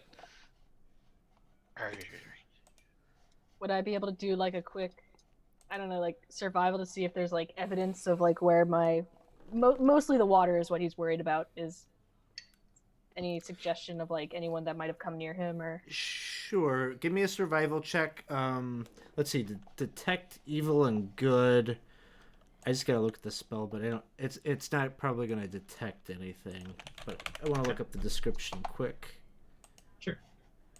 Aberration, celestial, elemental. Well, okay. It is concentration, so good to know. So it doesn't ping anything quite right now. Okay. Pico, you pick up on.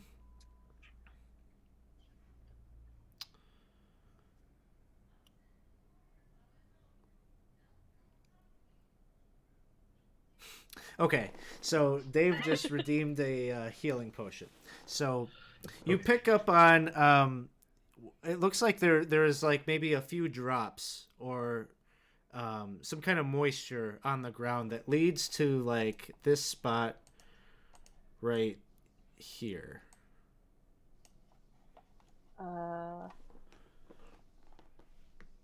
Oh, okay. Where the group is? Yeah, it like runs up into the wall. Like you get the sense that like the trail leads into the wall Oh, okay. and then ends. Pico would be kind of like he'd kind of like hunched over, like almost like in little like Spidey Man frog mode, like following like the moisture, just kind of like, and then like as he goes like past the old man, he kind of like moves up onto the wall and is like, excuse me, and trying to. He stops at where the trail ends, and he's like feeling around, and he's like, something that. Are we not going to be concerned about water at all, or he's just going to be kind of like. Just looking around at that area of where the trail ends. Well, I've got my water secure, of course. So I'm not worried. If you're still worried about water, Argia is welcome to spare some with you. Shut up. Pico, You. give me a investigation check. Okay. Click and drag and toss. Oh, okay. Can Professor help? Yeah, you can have advantage. You got a couple of people helping you out with that. Click and drag and toss. I I have advantage apparently though. So Yes. do I just do it again? Sure, that works. Okay, cool. Click it again and toss. Okay, thank you for 19. Nice. So you feeling around on the wall, you feel kind of like a piece of it kind of bows out, like sort of unnaturally from everything else, and you feel like you could push it maybe, and it would be like it could be a button or something concealed in the wall.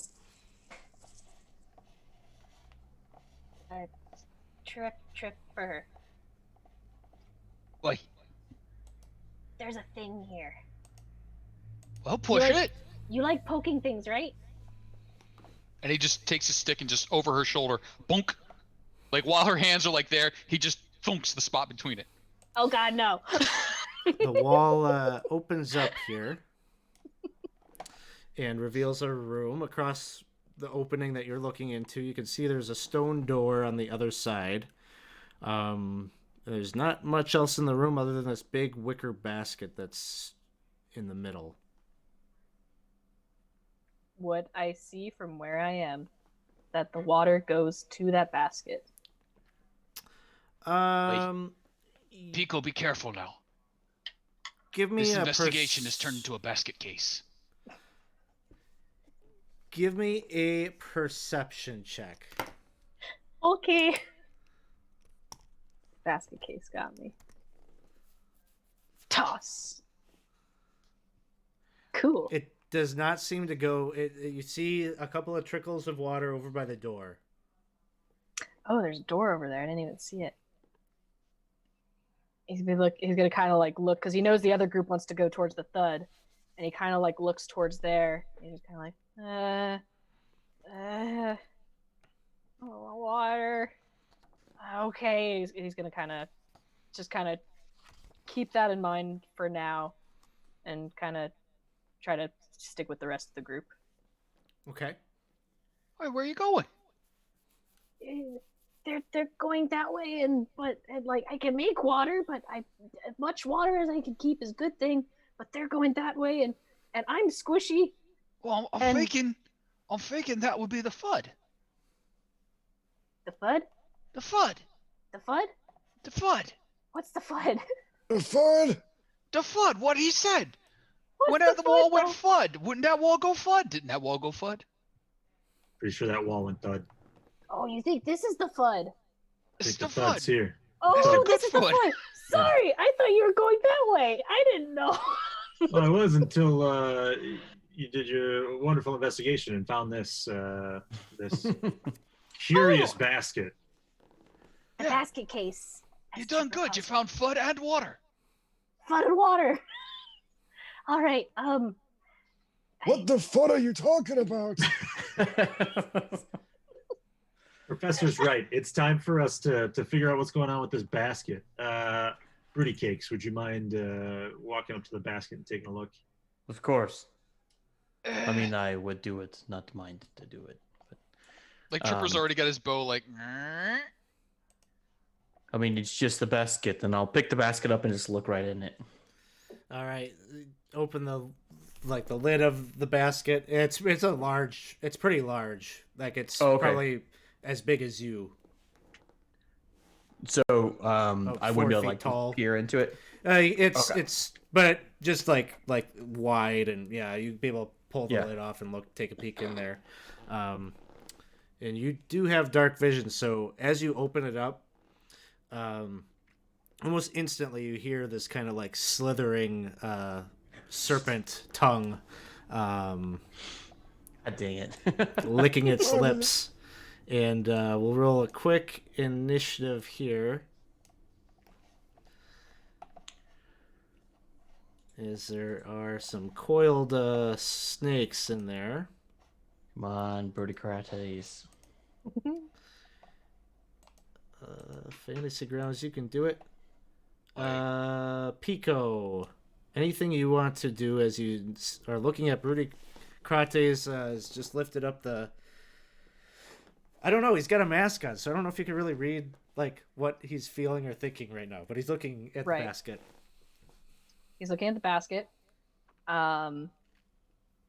He might like there might be not an expression to read, but is there any kind of like, you know, like tenseness, like uh-oh, or like, or do I see the Yeah. basket move or any of that, or Make a insight check. I'm a stoic. I reject stoic emotions. boy? I keep clicking. There we go. And Scenario toss. is going to name an NPC for us here. Might be my next character. Pico, you you don't notice anything one way or another about kind of his body language that is telling you whether there's something to be worried about or not. Okay. Feeling no sense of danger, he just walks right in. And I don't know if just walking right in will suggest anything at that point, but I'll say as you walk into the room, you're kind of hearing that like that hissing sound, the serpent tongue, forked tongue. okay. He's gonna be like, "Oh, I can. Snakes. They're not too bad. Snakes are too bad." And he's gonna kind of like be like, How about we just put the thing back? I'm sure it just needed like it's just trying to, you know, stay in the shade." And he's gonna see if he can like motion for Brutus to like put the thing back. And I don't know if that'll be like an animal handling or like because he's trying to like calm the snake or Broody. or if Brutus would even allow him to like move the basket thing. Like I don't know what that would entail. He's basically So having Broody try to cover it and like so that way the snake doesn't get mad. okay, I'm gonna say let's call it like a help action. If Broody Krates is doing anything kind of related to maybe trying to, I don't know, put the lid back on and like nope away from it or what we'll see what Broody Krates comes up with because it is his turn. Cool. All right, double axe attack now. So I'm gonna see Pico come in and kind of give me the eye and kind of like try to calm me down, and I'll look at him and be like, that is a good idea. And then I'm gonna try to put the basket down. Shh, snakes, it's okay. We are not your enemy right now. Don't bite. Right now. We will Just try to call drop it.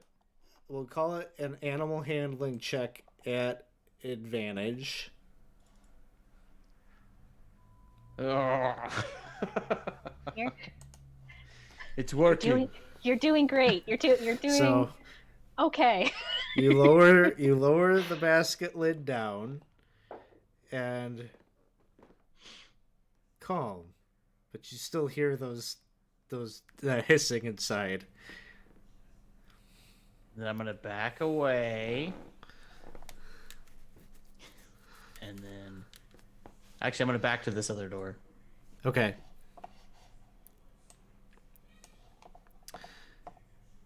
And I'll just go like, shh. Snakes.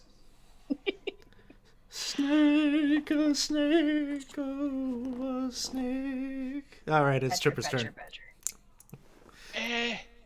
You think you have him in there? Yeah. And he like pats about himself like, water flask is gone. Grabs an oil flask and he just like, and starts hosing it down from like over here, just spraying oil all across the wicker basket. Like, squeak, squeak, squirt, squirt, squirt, squirt. If anyone has fire, and then he'll just take a step back. They're just snakes. So to have more trouble climbing out, I'm thinking. All slippery like. wicker basket has been properly marinated. It becomes the poisonous snake's turn, and the lid kind of like flops over as both of these two snakes inside erect their heads up, and one is staring at Broody Crates and the other one at Pico, and one is going to attempt to bite over here. Oh god. Misses, and the other one moves its head up and tries to jump out at Pico. A 17 will hit. Oh no. Oh no. If anyone's going to be bit by a poisonous snake, though, That's That's true. That's true. So it's 5 points of damage.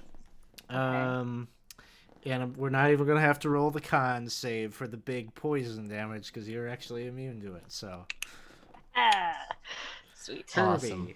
it is your turn. Is it possible to cast Sacred Flame on the basket? Sacred Flame, I don't think so because it's actually not. It's like radiant damage. It's not a true fire. Oh, sure. Flame like radiance. All right. Well, at that point, I'll do a cure wounds.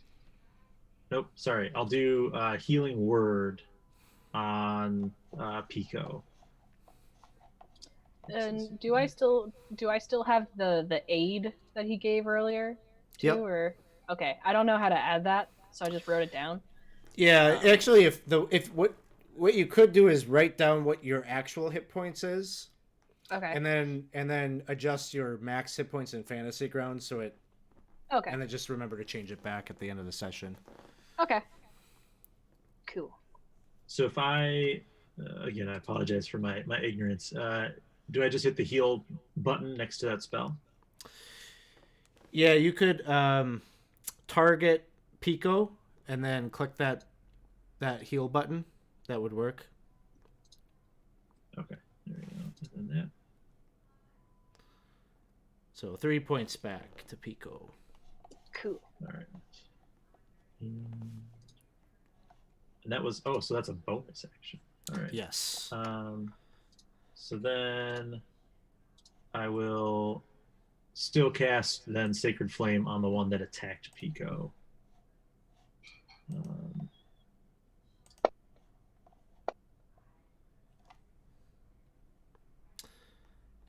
It will It should make the succeed. save. Yes. All right. But do I? Okay. Yeah.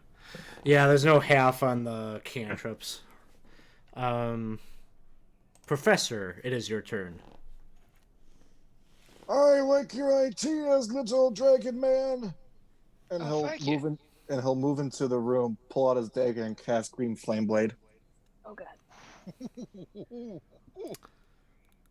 And he'll use one of his inspirations to I could probably get close enough. I can get right there. I'll use inspiration to get advantage on the attack.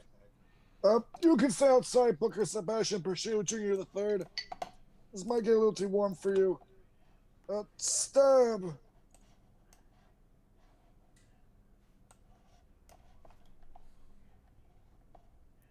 Nice. So the snake will take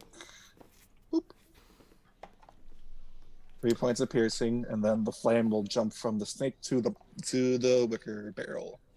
I think it has to jump to a creature, though. Does it? Let's see.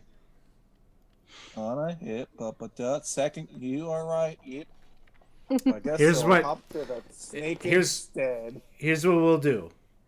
If you could give me a DC 15 Arcana check, you'll be able to manipulate that flame so that it diverts to the basket.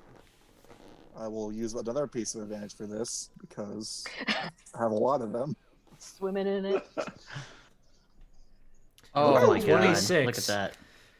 The flame, it instinctually wants to leap out at an enemy creature, but you're able to kind of like concentrate and focus, and it drops down and hits that basket that is soaked in that oil, and it erupts into the green flame drops, and then it erupts into an orange flame, a natural flame, which both of the giant snakes are currently coiled inside of, and are just using it as kind of their resting point. So at the start of their turns, we'll have them take a little bit of fire damage.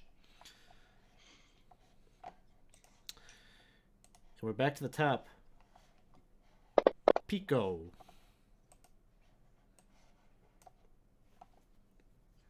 Oh, Are you down? I don't. Yes. I No, think she's you- not supposed. He's not with supposed to you be. gave But yourself with wounds with instead of the hit with the points. aid, I should have 11. I was trying to figure out how to change Gotcha. the HP, and then I gave up and just wrote it down. So if you go to There your it main is. page, you see I think this is max at the very bottom. See WMD max and temp. Change your Yeah. max over to 13.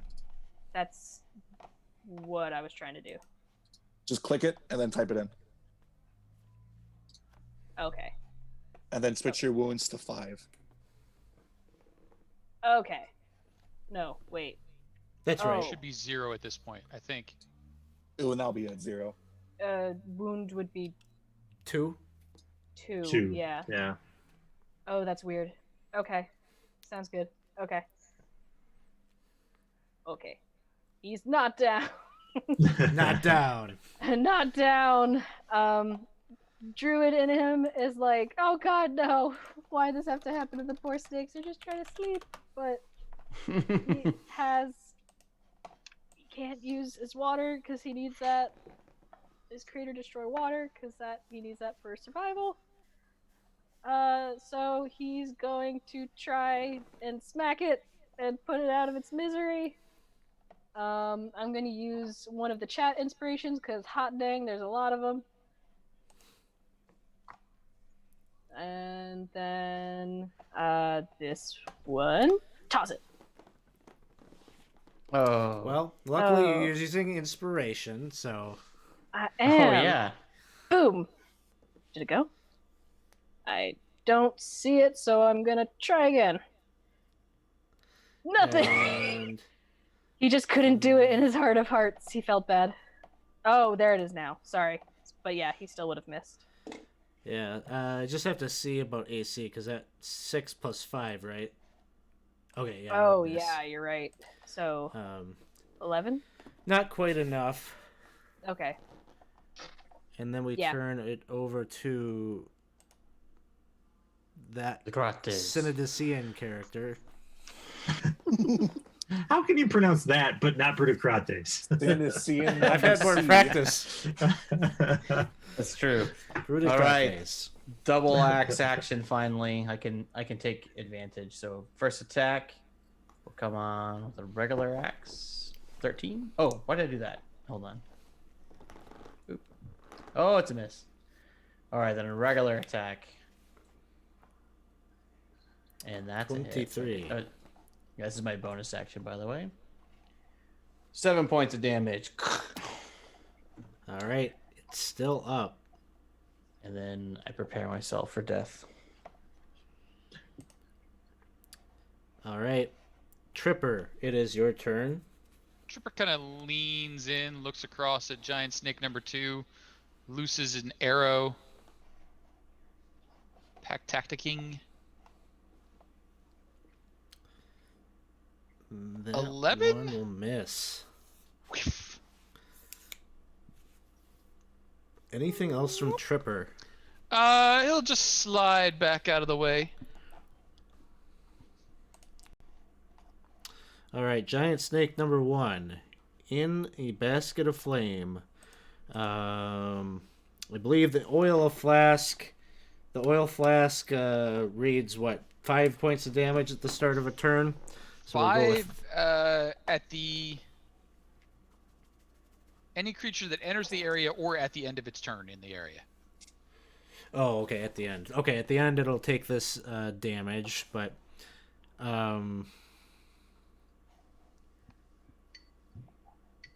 well, it'll at the end. Okay, that's interesting. So it's going to coil up and get out of the basket. Professor, you can have an attack of opportunity on that if you would like. Yes, please. Let's see. Boop, boop, boop, doop. And that'll hit. And that's going to be enough as it's trying to desperately get out of the burning crate. You bring your dagger down and kind of rend it right in half as it is attempting to do so. The other one is over here by Brudicrates and is also going to try to move its way out of the wicker basket, launching a bite in your direction as it does so. But a 10 will miss. Yes. Herbie, it is your turn.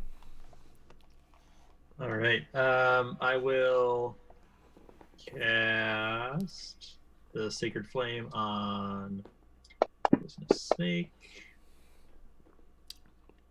It will succeed. All right, and then I will cast Healing Word on Brudicrates.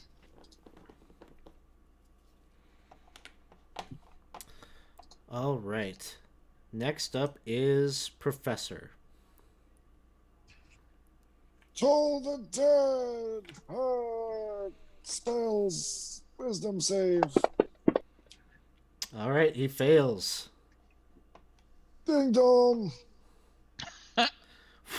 And the snake's eyes roll into the back of its head, and it just falls over. I still got it. Youth shall prevail.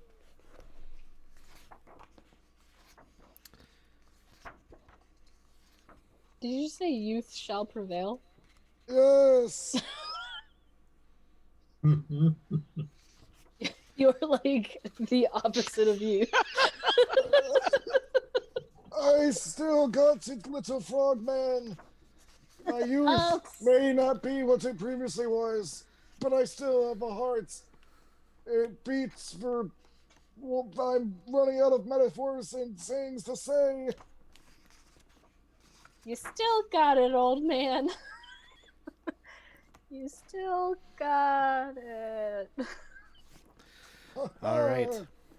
Well, this probably at the conclusion of this battle, see, this maybe is a good place for us to take a little break. Take about a 10 to 13 minute break here. Everyone can take a little bio break, grab some drinks and things like that. And thanks to everyone out in the audience. You've redeemed 2 wandering encounters thus far. We had some rock baboons and some unknown... some thieves of some kind that have absconded with some of the party's water and gold. And so they were trying to figure out where those folk went. But we'll take a break here. We'll be back in just a moment. Please stick around, and we'll see you in a few.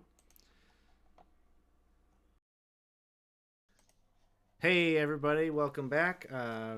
Took our mid-game break here. The party... is in search of supplies and things like that within the pyramid. They did take a short break during the intermission, and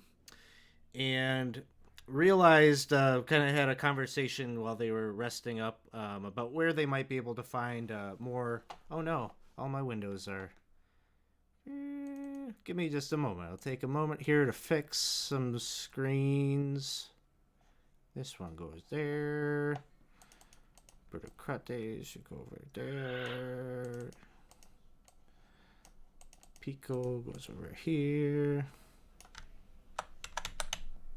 I am the cleric now. Look at me. I am the cleric now. Dance, dance. There. Here we go. There we go. Everyone is back where they belong. All right. So they over their course of their break, they were discussing where they might be able to go to find more supplies. Of course, the level right below them, the previous group had identified as a tomb of sorts, different rooms where the dead from long ago were interned.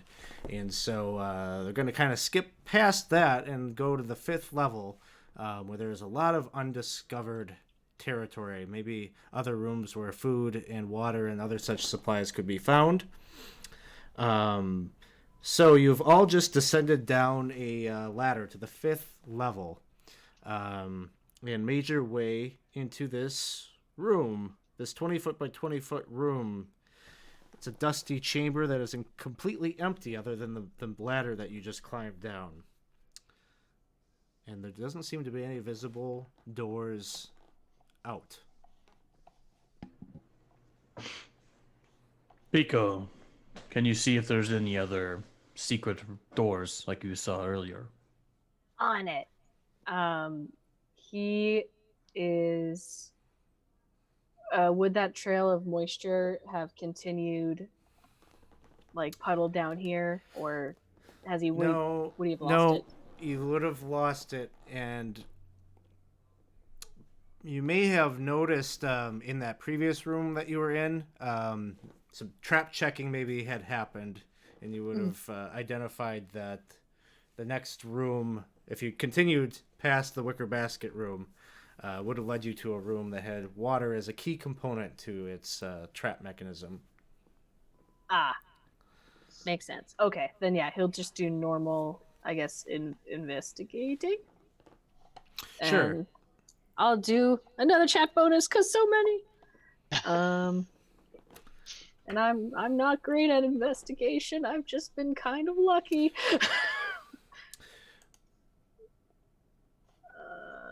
Well, okay. actually, if what you're doing is you're just kind of looking around and trying to find said thing first, you do a perception check. Oh, okay. I will do that then. Which Bottom left-hand corner, little ADV button. If you hit that, it'll give you advantage on the roll. Okay. It didn't look like it worked earlier, but I will try it again. I hope that's the right dice. Perception. Okay. Toss it. Oh, it works this time. Okay. Yay! So, you do indeed find on the southern end of the room, right over here, the stonework. It's just a little like the dust and the dirt and things like that seem to be kind of clinging to this area. There's kind of like a visible like kind of crease line as if this section of wall likely opens up. Ooh. And has done so semi-frequently. Okay. He gives it a kind of little like brushes away kind of like some of the dust a bit, and he's gonna kind of feel like around the lip, the edge thing, just kind of see if there's like anything around it that can help figure out how to move it or open it. Or as you're kind of doing that, you find like the crease around this section of wall. It doesn't seem like there's necessarily like a mechanism. It's more or less like a piece of wall that you could kind of push out and actually kind of physically like take out of the wall and move. oh, he's gonna try and push it. And it just kind of collapses over, Oh, wow, giving you that's- sight into this next area. I thought that was gonna be much heavier than it really was. Ta-da! And he's gonna kind of stand in front of the door like, I did it. And he's gonna peek through. All right, can you see that? Like, is this like the whole map is like totally loaded? Now it's just visibility. Okay, cool. So you look in through the to the other side, and you can see a room that maybe is a bed chamber of sorts. There's a bed, a table upon which you can see a vial with a red liquid in it that was not there until it was redeemed by Scenario. Thank you for the healing potion. On the other side of the table, there is a chair upon which a hooded white cloak or robe is draped over the chair. Everything else, the rest of the room seems fairly empty. There is a stone door on the opposite end of the chamber. Tripper walks over with his Yule dowel and just taps on the robe a few times. The robe just kind of like shifts a little bit as you're tapping there, and you can see it kind of like almost like irons itself out a little bit so you can read. There's some embroidery on the cloak that says "The Fud." The FUD? I think that's what they redeemed as the NPC name. Awesome. Eh. The FUD. I'm thinking this fella knows this place in the food chain. Like picks it up. Human tall. Yeah, like medium-sized creature. Eh. Eh. Hey, Fudd! No Nothing. Nothing went response. FUD. I didn't hear another FUD. And he like just does the run the hand down the cloak, check for pockets, check for any. Then he just sort of like folds it up, puts it back on the chair.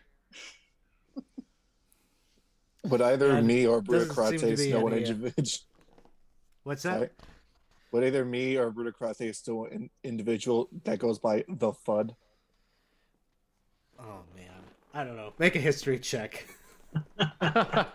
Okay. I'll make.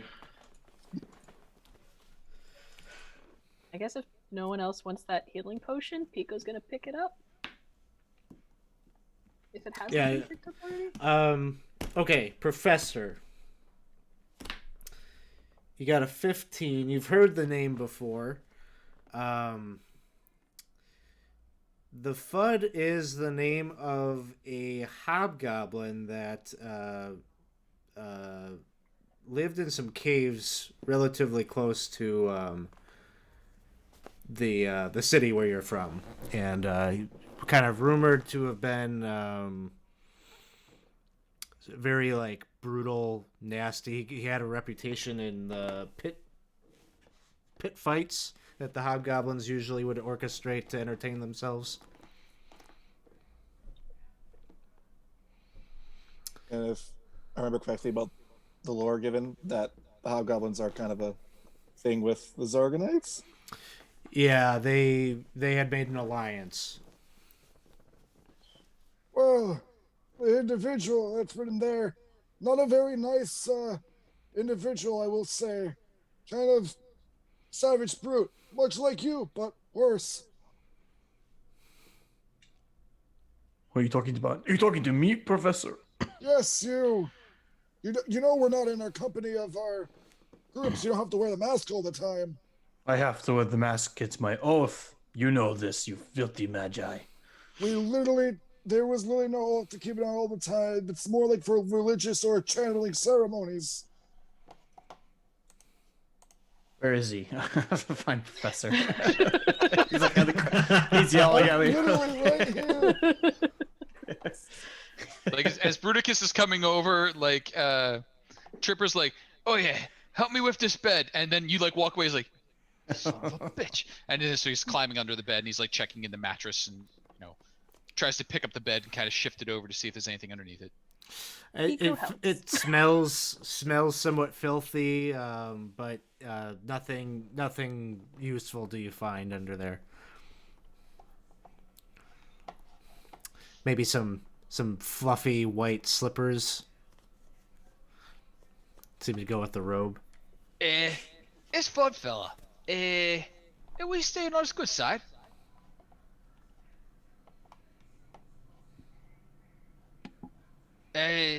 Wait. Trapper, what are you saying? Well, I'm about to give his room a toss, and I was thinking if we was going to be staying on his good side, I'd probably not want to go ahead and toss his room. But if he is a hobgoblin, as the professor claims, then I don't think we want to be on his good side. I think we want Fair to... enough. Correct. He just like slices the mattress open with his knife and starts just digging in it, seeing if there's anything hidden inside, like the furs or whatever he's got. So you rip. It just rip tearing it up, like he rips the pillow feathers. open. He goes over to the chair. He just like breaks the chair. Well, that seems Give unnecessary. me an investigation check. It always seems unnecessary until you find something. And if you didn't find something, he just hit it better than you thought. A 2! 3. You just... Some people just want to watch the world burn. Especially in a flame of feathers. Or snakes. Definitely Oh. wanted to see snakes burn. And like That's through this true. entire adventure, his belly's just been getting a little more distended with each encounter you guys have had. I should At lay this off point, the it's like- lizard meat. Funny he didn't find no foods. The group out there in the chat wants to know how much they have to spend to give the guy a mustache. I'll throw the mustache in for free. Should we ever meet the fun? Nice. So, I really want to meet the FUD. navigating down to the southern storm door. We're What would you wasting like to time do? tearing apart mattresses. Booty cakes. I actually agree with you. So onward. I'll kick the door open. Under My my sandaled breath. foot. That might be the only thing that we agree on. You kick open the door. This room appears to be some kind of a combination of a dining area and a kitchen, although it doesn't look like it has been used in some time. The cupboards, table, and chairs are covered with a thin layer of dust. And near this table, you can see there are two large snakes with gray-brown and yellow scales that are coiled around the body of a woman wearing a rabbit mask. The woman is no longer struggling. Are the snakes living? Like, there's like actual snakes? Yes, yep. They are not the same as those that you encountered earlier. They're not giant. Anyone would like, they could make. Did you see the chat now? Yeah, I just. I got it. I got it. Okay. I got it. I want the FUD.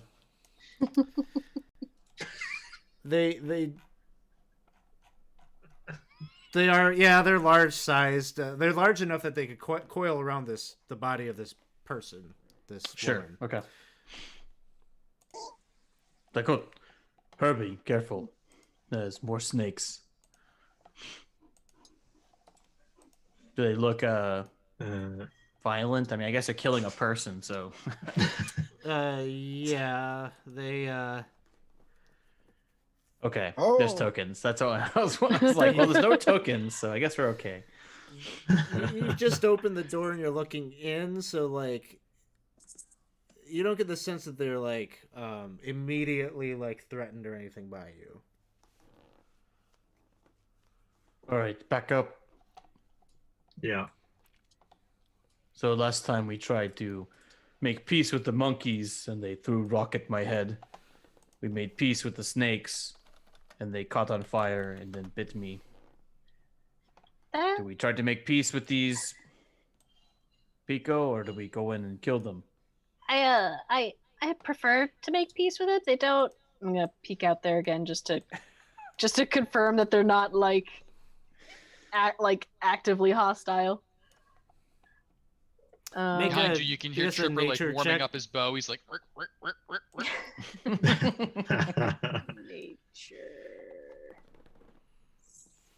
Nature. Come on. There we go. And toss.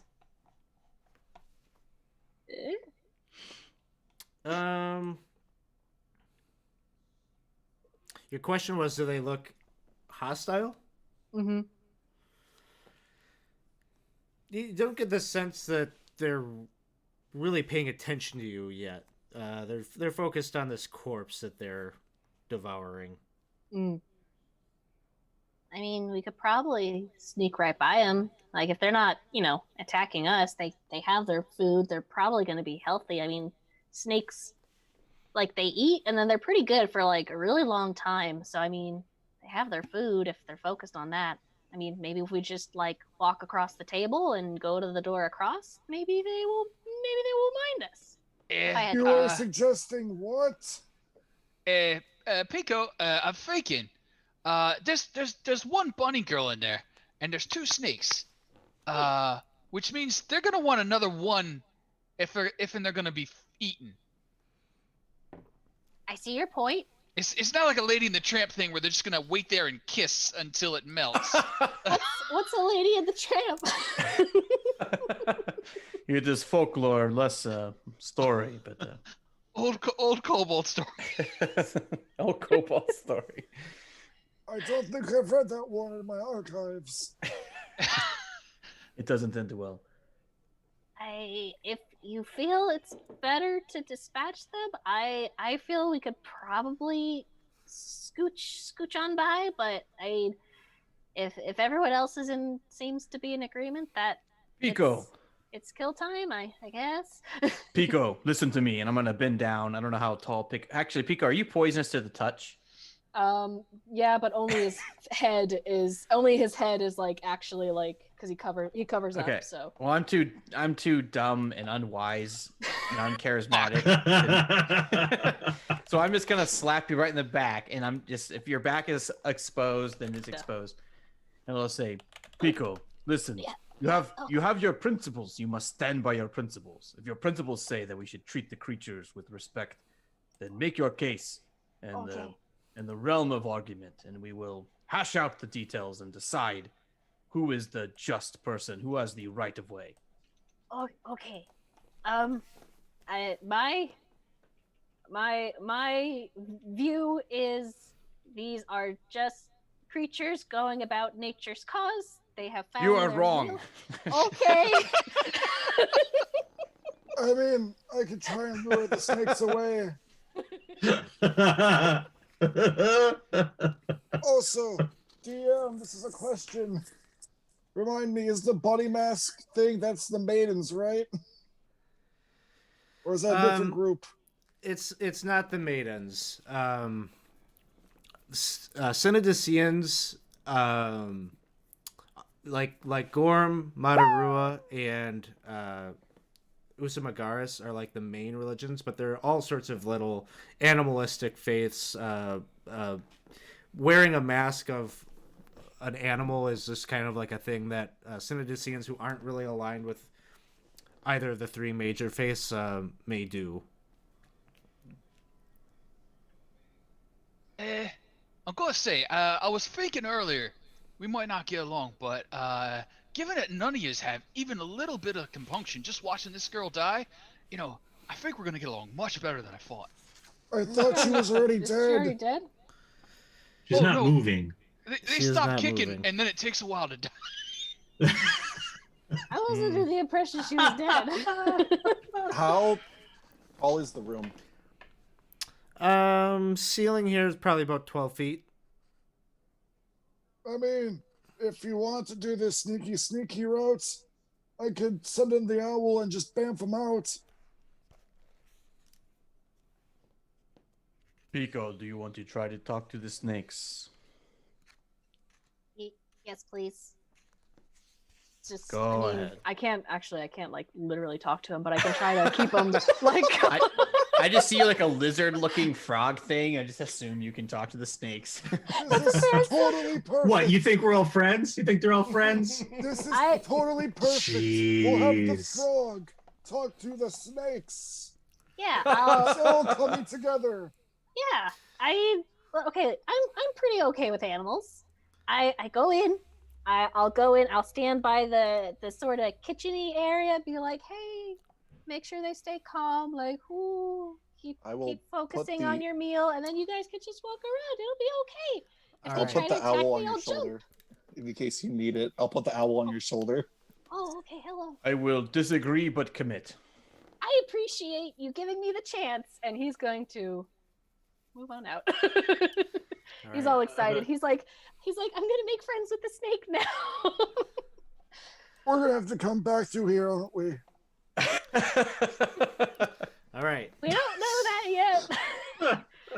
Tripper has dragged the table over. He's climbed up on top of the table, so he has a height advantage. He's got the white cloak up, and he's ready to shoot when this all goes south. All right. So, Pico, you're moving into the room. Yeah, I don't know. Would it As be you do better? that, both of the pythons erect their heads up and are clearly like staring at you. Yes. Tongues. Move this way. All right, he's gonna kind of sidle over towards where he said he would be, and he's gonna be kind of like trying to like keep like their focus away from the door and everyone else, and just be like, it's okay, just kind of like keeping low energy, just really trying to just vibe with the snakes, and it's like it's okay, just Is there- get back to your food. Are there any? Is there any magic that is helping you with this vibing? Nope, I have nothing. It's animal handling. She has a magic owl. She has that. Okay. I have a magic owl. So Yeah, there's no, two tasty things that just moved into the room. Yeah, it's totally fine. Literally, all he has is for like food and water. That's all he's got is for like that type of survival and a magic wooden shovel. That's all he's got, and animal handling. But yeah, So so this- right now he's just animal handling. We'll have the initiative roll will happen. Okay. Herbie, you see these things like the one has the woman like coiled up or whatever, and that one seems like it's probably pretty content with eating away, but this other one's getting a little left out of the mix, and it is definitely kind of posturing itself in sort of a hostile perspective. It's looking like it's going to start pursuing your frog friend. Yeah. Okay. I'll cast a Sacred Flame on it. Which one's going closer to, or seems to have its attention on? We'll say number 1.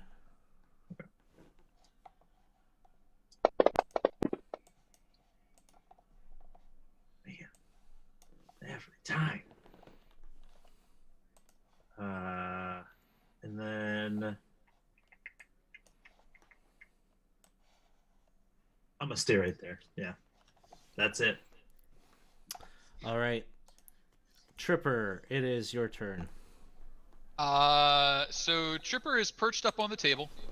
He's got a short bow just like drawn back, and he's gonna sit there eyeing up rock python number 1 until Brutus closes with it. The moment that Brutus has it a little distracted, he'll let go with the arrow and hopefully get a sneak attack off on it.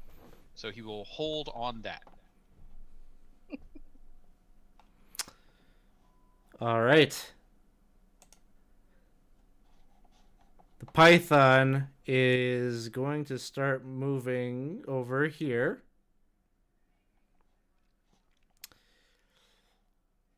And it's going to jolt forward and try to bite Pico. Oh no.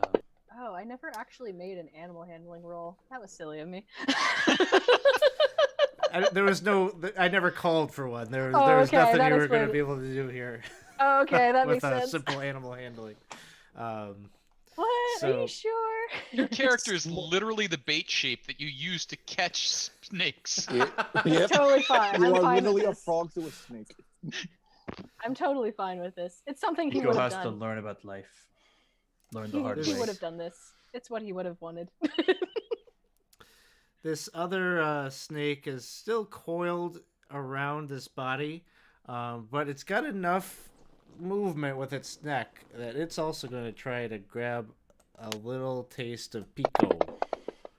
But it gets a nat 1, which triggers a roll of a Pico de d6. Gallo. Just a 4, nothing more. Brudicrates, it is your turn. All right, I'm going to double axe this sucker. So I'm not raging, but I will take an attack. Well, actually, I have a question. Can I get through the door to like here? I'm not really sure how much of the door is covered by this snake. Yeah, you could do that. Okay. I'm going to get through the door and then I'm going to try to like chop the snake apart. So, first attack. It's 15, so I'll drop That'll hit. that. Hit. And then I believe Shady gave me inspiration, so I'm going to use that Oh. on the next attack. Thank you, Shady Bonsai. Yeah, sorry, I missed that one. Thank you. This is my bonus action, so my offhand. And That's that's a hit. also a hit. And I believe, Tripper, you had a held action? Tripper will fire the held action. Tacking advantage. 14 will hit. Sneaky! Well, bam. Together, you manage to take this one down before it can get to Pico. And then I will get to right here. And Pico, which square are you occupying? Oh. Whoops. Probably right here. All right, I'll push right there. I'd be like, Pico, these are now your enemies. You have to destroy them. They have committed a crime of betrayal against you. And that's what And their meat. Pico, Yeah, this- you're at a crossroads. What would you like to do? Hey, they already gone and killed one. He's just gonna kind of give like a little like froggy sigh of like, I guess. High fives the shovel. He gonna does a little like swoop, moves over here and goes to thwack on top of the head. He's like, I'm sorry, snakes, I tried. You didn't listen. It's true. I didn't even try. Wow, going after a snake with a shovel. I know. That's all I got. That's all I got. But now I set it up so I get special shillelagh shovel. Whee! Oh no. 10 won't quite cut it. He can't do it in his heart of hearts. That's it. That's all I can do. Professor, it is your turn. Bruticrotis, are you really trying to make like a life lesson of betrayal to just a normal snake? It's just a snake. It's not a person. We literally had our people die over betrayal. What are you talking about? And I'll cast Toll the Dead.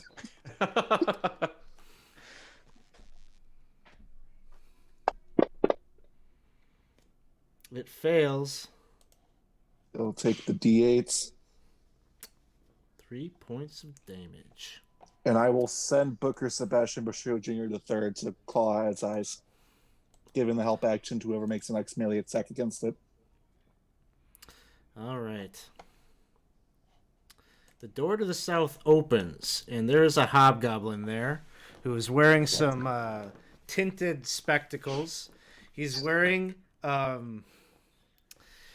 this clothing that is just bedazzled with like gemstones, and he's got rings on his hands up and down, and the hobgoblin steps into the room, and Oh no. he's looking It's around, and he's him. like, what in the blue hell are these Rudy Poos doing to the Fuds Pythons? You sons of bitches. I'm going to ram my fist straight up your ass. Teleports, boom, right over here by the professor. And he's got his hands in motion, and he just starts, like, pummeling forward. It's the fun! No! He makes 4 attacks. Hey, what? Whoa! Oh no, it's one of those things. I'm a Oh, wizard! no. No! 21 hits. Boy, I think just that's like- called being fud-rucking. Get Oh, fuckers! Oh, the Fud fuck. Russ. out of my room. I cast shield. Oh, okay. Oh, I cast shield take- so while yeah, his take- attacks misses. Take that one back. So he hits you once. He hits the shield, thanks for and the he's gems, just like, man. "The fun is this?" And he just like tries to ram it through again. If it's anything, he doesn't really use like a magical shield. It's like he's using his dagger to deflect it. Oh, sorry about that. Can you take your unconscious? Sorry, that's my bad. How many hit points? 8. There we go. All right, let's try that again. This is the third attack. That one is deflected, and the fourth one, a 22. He's just like, Wizard. I think it shatters it, right? It gets through. It goes through, yeah. I only Yeah, faced okay. 17. He punches through the magical shield. Wha-bam. 6 points. Oh. And he just kind of does a what over your body. Herbie, it is your turn. If I'm here, can I like reach through the door and revivify Professor? He's not dead yet.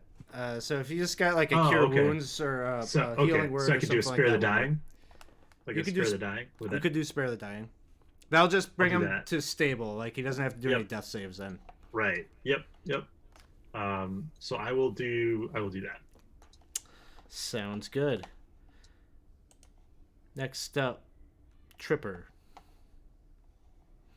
So Tripper's gonna lean a little to the side while he's on his table.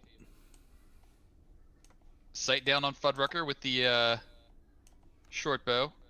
Advantage because he's next to my blue friend Pico. And that's There a you good go. time Thanks for that. Jams, man. Thank you for the jams. Okay, a critical hit. With the sneaky.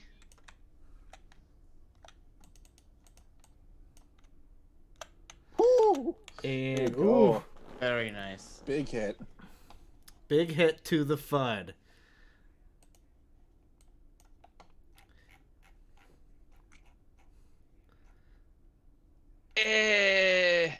It was him! And then he just like slides out of the way. Sounds good.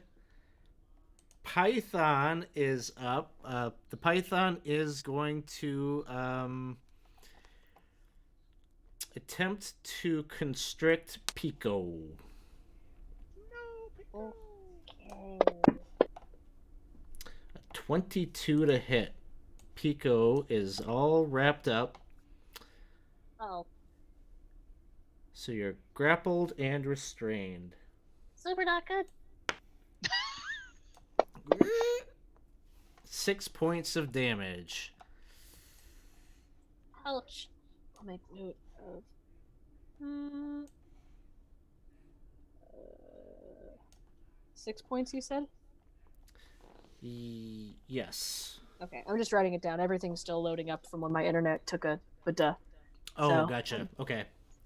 Nothing's Sounds up good. yet, so I'm just writing. And actually, the 6 points has been automatically applied to your character. So Oh, okay. next up, so Brutocrates, it is your turn. All right, I will bonus action rage. And then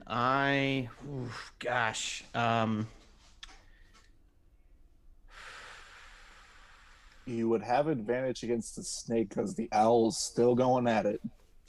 I would, but okay, yeah, that's fine. So I'm gonna take my my battle axe attack with advantage, and this is also now with rage on the snake. And just 24 to hit. All right, here comes the damage. So that's gonna be max damage. Nice. Bang. Max damage. As you slice it, it uncoils and releases Pico, who is no longer held up in its grasp. Yay! And then I'm gonna run up, and I'm gonna get right up against the FUD and be like, "You're." He's got like tinted spectacles, right? What is his Yep. most like glaring feature? Like he's got rings or something, or He's got rings that he's just like indented into Professor's face a couple of times. Very Yeah. glitzy. Doesn't say the FUD. Yeah, Yeah. you know, it's big letters, kind of cursive-y. The FUD. and we're like, "Hey, Duff, your rings look stupid and cheap," and just You yell just at him. mispronounced my name, you candy ass. It's I hard got one to of these pronounce. for you next. You should try my name. All right, All right. that's my turn. Pico is up next.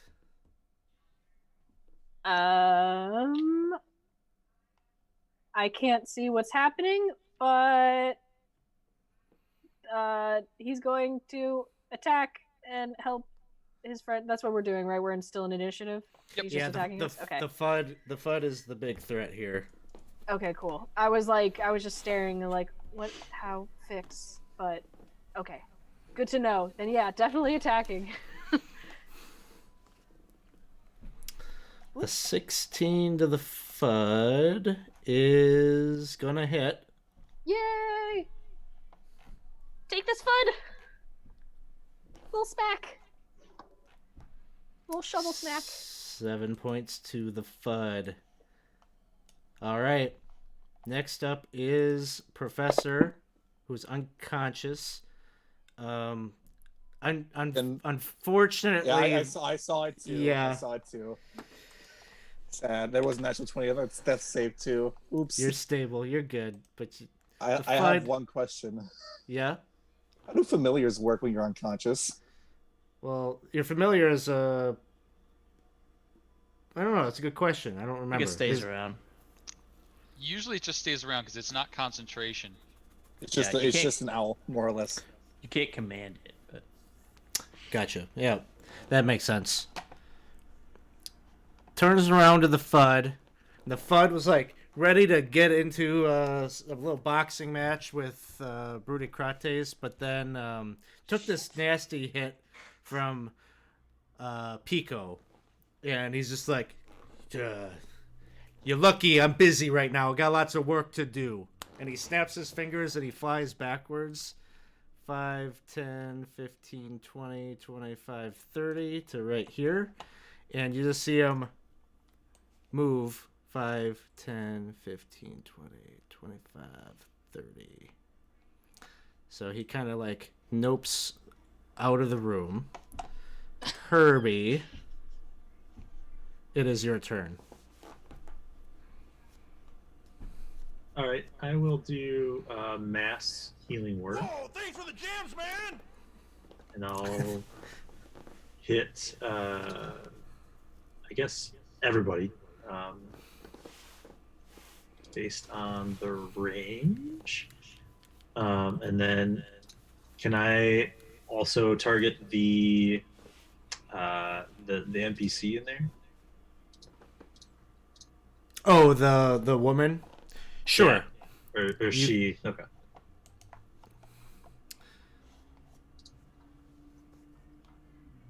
And thank you for the cheer. And also, Herbie, you have another inspiration from the chat. Awesome. So that's my bonus action.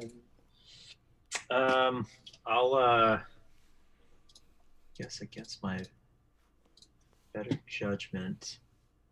Well, no, I will also for my action I'll cast Aid for Professor, Tripper, and Pico. I already have it. Oh, you can't stack it? You can't stack aid. All right. Well then, Bruticrates, did you get my first aid? I have not got it yet. Okay, I've not so I'll gotten hit one up. of them. I'll hit Broody with Wait, an didn't you aid, just and I'll mass hit healing myself. words? Yeah, but I'm upping his max as well. No, but that's two Right. leveled spells in one round. But isn't mass? That's oh, true. okay. So even if it's a bonus action, I can't Right. do that. Only have to be a it would have leveled to be a spell and a cantrip cantrip. then. Gotcha. Okay, then I'm done. My apologies. No worries. Do it all the Well, time. then fine. I'm not sorry. Yeah. Tripper, it is your turn. So Tripper can run, dive on his belly and slide to right here, so he can like peek out at ankle level into the other room to see what's there. So you that's- take a peek into the other room, and what you maybe can see as you slide over there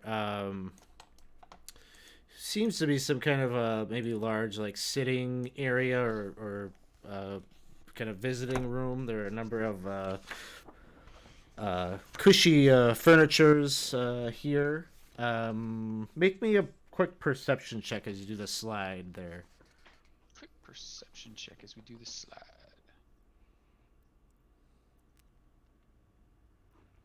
Boink.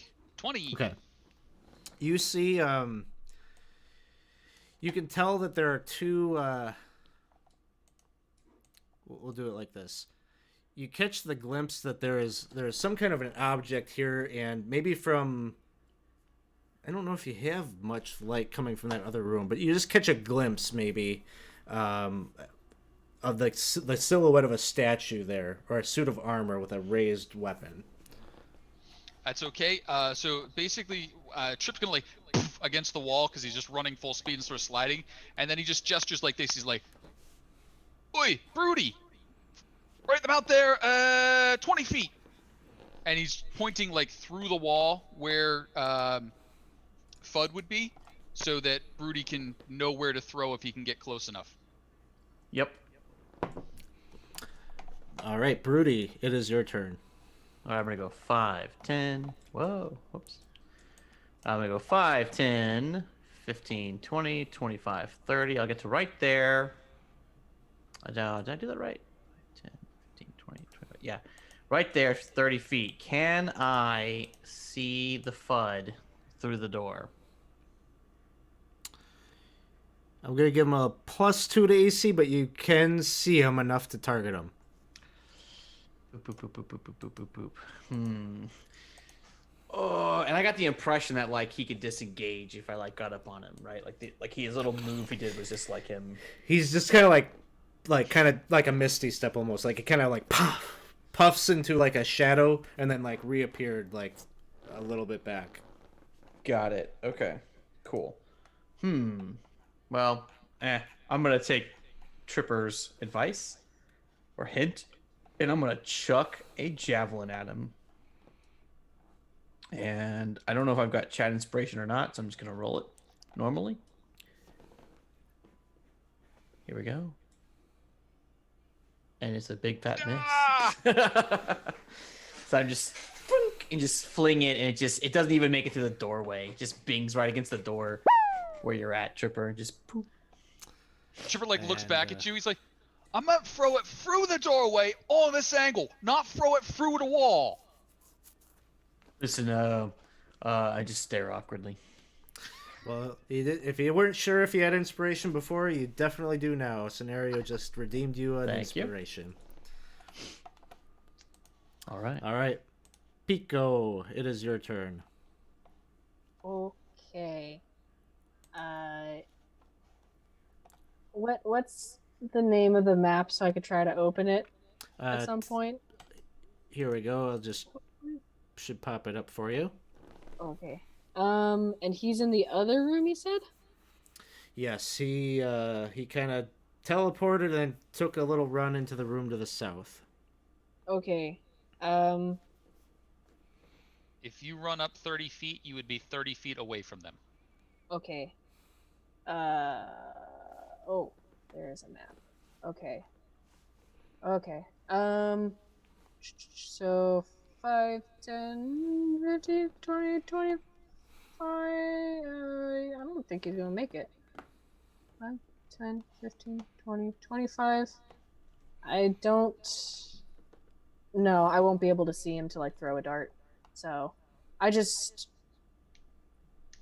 I could dash. Yeah, I'm gonna dash to at least get in the room, but that's all I can do. Okay. As you dash to get in the room, these two statues that are looming I regret my decision. Are both going to come down with their weapons that they had upraised and attempt to swing at you. I should have known. Does that mean I should move back to where he was, or like between them? Or no? Only if you get dropped. This one gets a nat 1, so okay.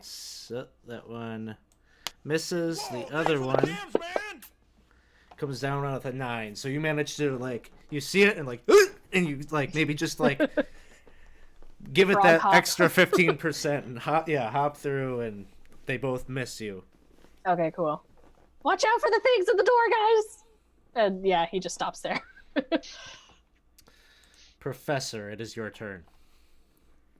Fucker, how's my face look? What do you mean it says the FUD? Huh? That son of a bad person. I will get you for this. Oh, my back. He's gonna stand up, takes 15 feet of movement. He's gonna try and kick like 5, 10. Like he probably can bring it right here with this movement. Can I get any sort of angle on the FUD?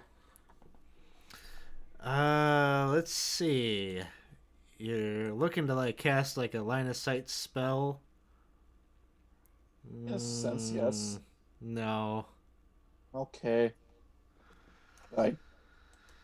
Sad. Okay. But I would have saw the two armors take a swing at Yeah, you would have seen like weapons like come through the doorway, or through the doorway. You would have seen them attempt to swing at Pico. Go find yourself. And he'll send the familiar to go pester a suit of armor. Sounds And good. And I guess he'll hold Toll the Dead until he sees something within range. All right. Pico, you got sight on the FUD, who moves right here, opens up this door.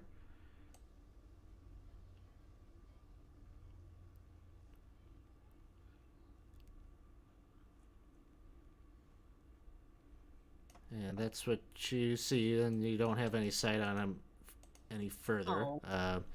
Doorway is open. You didn't close it. But now it is the statue's turn. Oh god. And the first one starts to move. It's got a kind of an old, sort of rusty looking longsword that it is wielding as it moves forward and tries to take a couple of swings at you. That would trigger my held action. I was going to hold until I saw something pass by the door. Okay, you got it. I was holding Toll the Dead. So it's going to take a wisdom save. And nothing happens. One swing, a miss. Second swing, a 17 to hit. Not Pico. Oh no.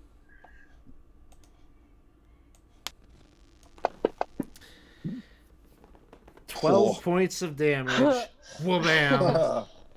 Ooh. Well, yes, Pico, I guess. I think I'm down. You're down. Super down. Huh. This one moves right here and closes the door.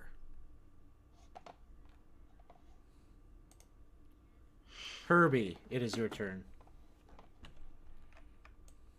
Is that door locked? You just saw it. It just moved and like reached in with its like it put its sword to the side, reached in, grabbed the handle, and shut it. Oh. Um. No. All right. So then, let's see. I'm gonna go.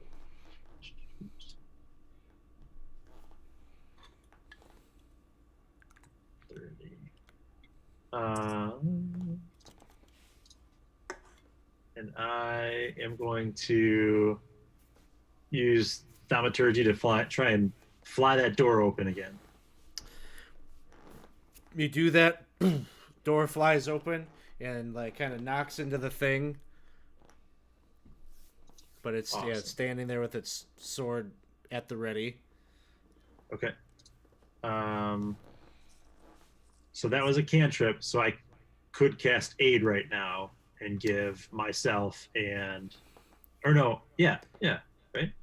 As long as aid is a Aid doesn't bonus heal action. necessarily.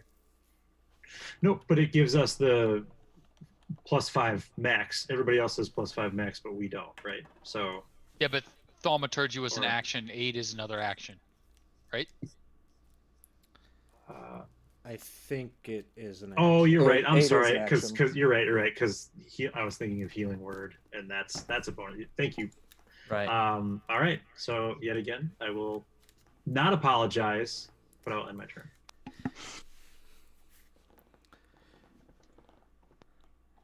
The one thing you could do, if I don't know if you got a spell slot for a healing word or something like that, that would be an example of something you could do, because that one's Right. a bonus action.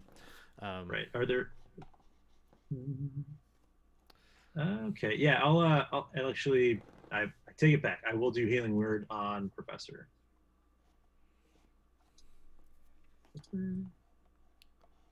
Is there a way I can do my advantage here? My point of inspiration on this roll? Not on this particular one. It'd No. have to be like a D20. Okay. Nice. 5 points back. And then we turn to Tripper. So Tripper is laying on the ground, and he's right next to a door that has now been closed and then blown open while a giant iron statue is there with a long sword. And he just makes this sound like, and you just see him groveling and cowering and begging and just like Yep. eking his way backwards. Like little tail raises up, he ties a little white flag to it, and this is so distracting that the two iron creatures will, my allies will have advantage on the attack rolls against them, as I am doing this. Beg, grovel, and plead. I love it. There you go. Grovel, cower, and beg as I. And that is my action. That's it. I forget that's a That's an the ability. thing. That's an Of the ability. cold bones, yes. Of the kobolds. Ripper, you shame yourself before your enemy. Oh, would you think that would help? And then he poops himself. So he's willing to take advice. Obviously, you're good at this, so. You should lay off the human meat. All right. Brudicrates, it is your turn. Yeah. That was an interesting wrench in what I was gonna do. So let me just think 2 seconds about the situation. Okay. So I'm gonna do what I was gonna do. I don't think this is actually necessarily the best thing when my gut tells me I have to do it with poor Pico in there. I am running up, and hey, oh, you know the Sentinels. He had a ready to action, Oh, okay, he had a reaction. Oh. but Okay. he misses. I'm gonna run up, and I am going to shove him out of the way. Sounds good. All right. So the way this works, I do an athletics check. This will be advantaged. Ooh, I got a 22. 25. Ah! Ooh. So pushing him the distance? Yeah, so shoving it him. pushes him 5, so put him right here. I mean, unless you want to have him split. And then what I'll do is I'll get in. I want to get in right there. And I'm going to look at Pico on the ground, and I'm going to wail on Living Iron Statue 1 as my bonus action. So just make sure, because technically shoving's an attack.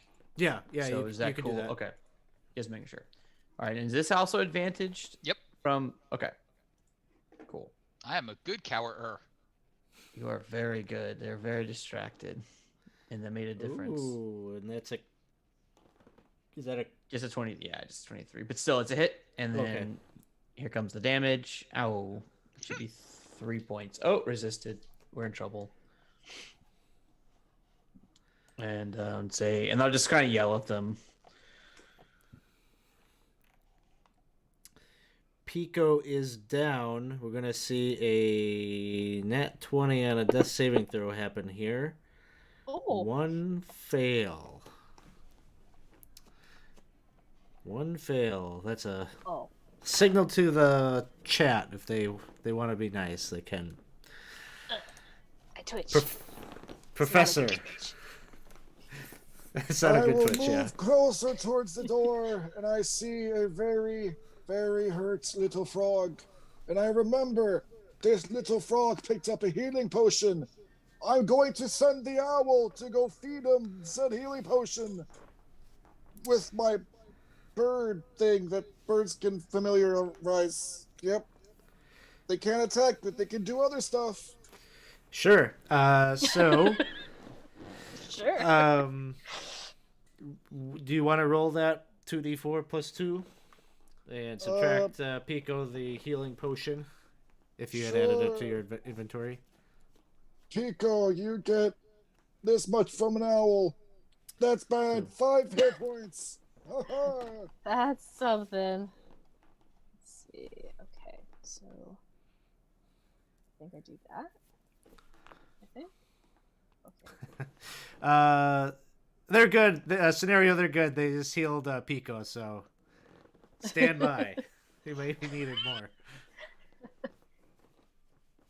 And for my action, I'm going to cast magic missiles because I'm not going to get up in melee yet. because I'm not level 2. At statue number 2, missile number 1. Pew. Pew.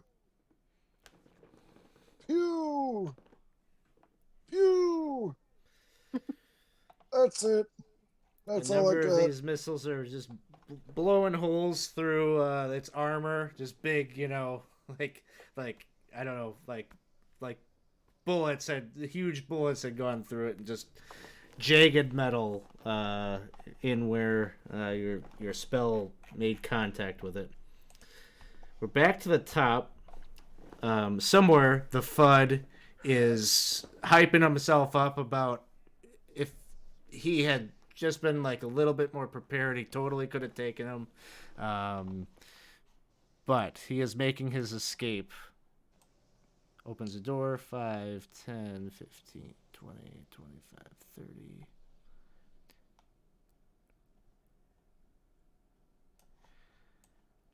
And then the iron statues are... this first one is making a couple of swings at Rudicrates. A 6. Second attack is a 17.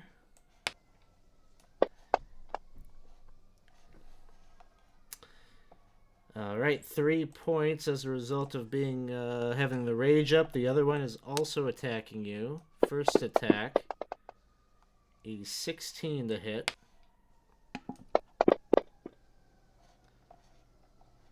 Yeah, these things are tough. Second attack is a 13, misses. Herbie is up next. All right. So I am going to.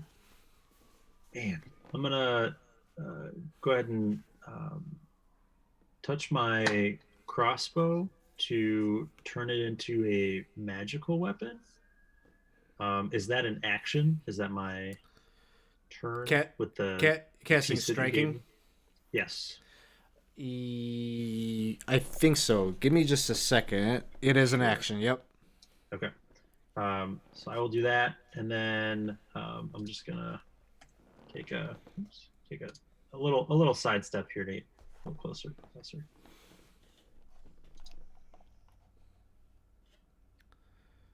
All right. And So then I am also gonna cast. Or no, I can't. Right. Okay. Never mind. Sorry. yeah. Forget it. So getting ready. Now you got a magic weapon in your hands. You'll be able to do big damage if you start striking with that. Next up is Tripper. Tripper's gonna scoot over here for a clear shot on Living Iron statue number 2. We're gonna fire off with the pack tactics. Ah! What did I do?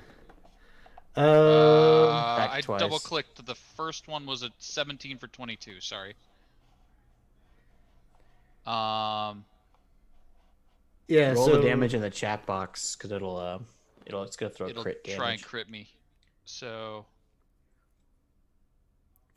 Okay. Oh wait, hang Well, on. that's No, I that's rolled it fine. on. I had myself selected is what happened. Oh, okay. Okay. Take that back for yourself. But I think the damage worked out correctly. Yeah, it did. Yeah. Yeah, got it. I keep getting myself selected somehow, and I will take that wound away. All right. Next up is Brutocrates.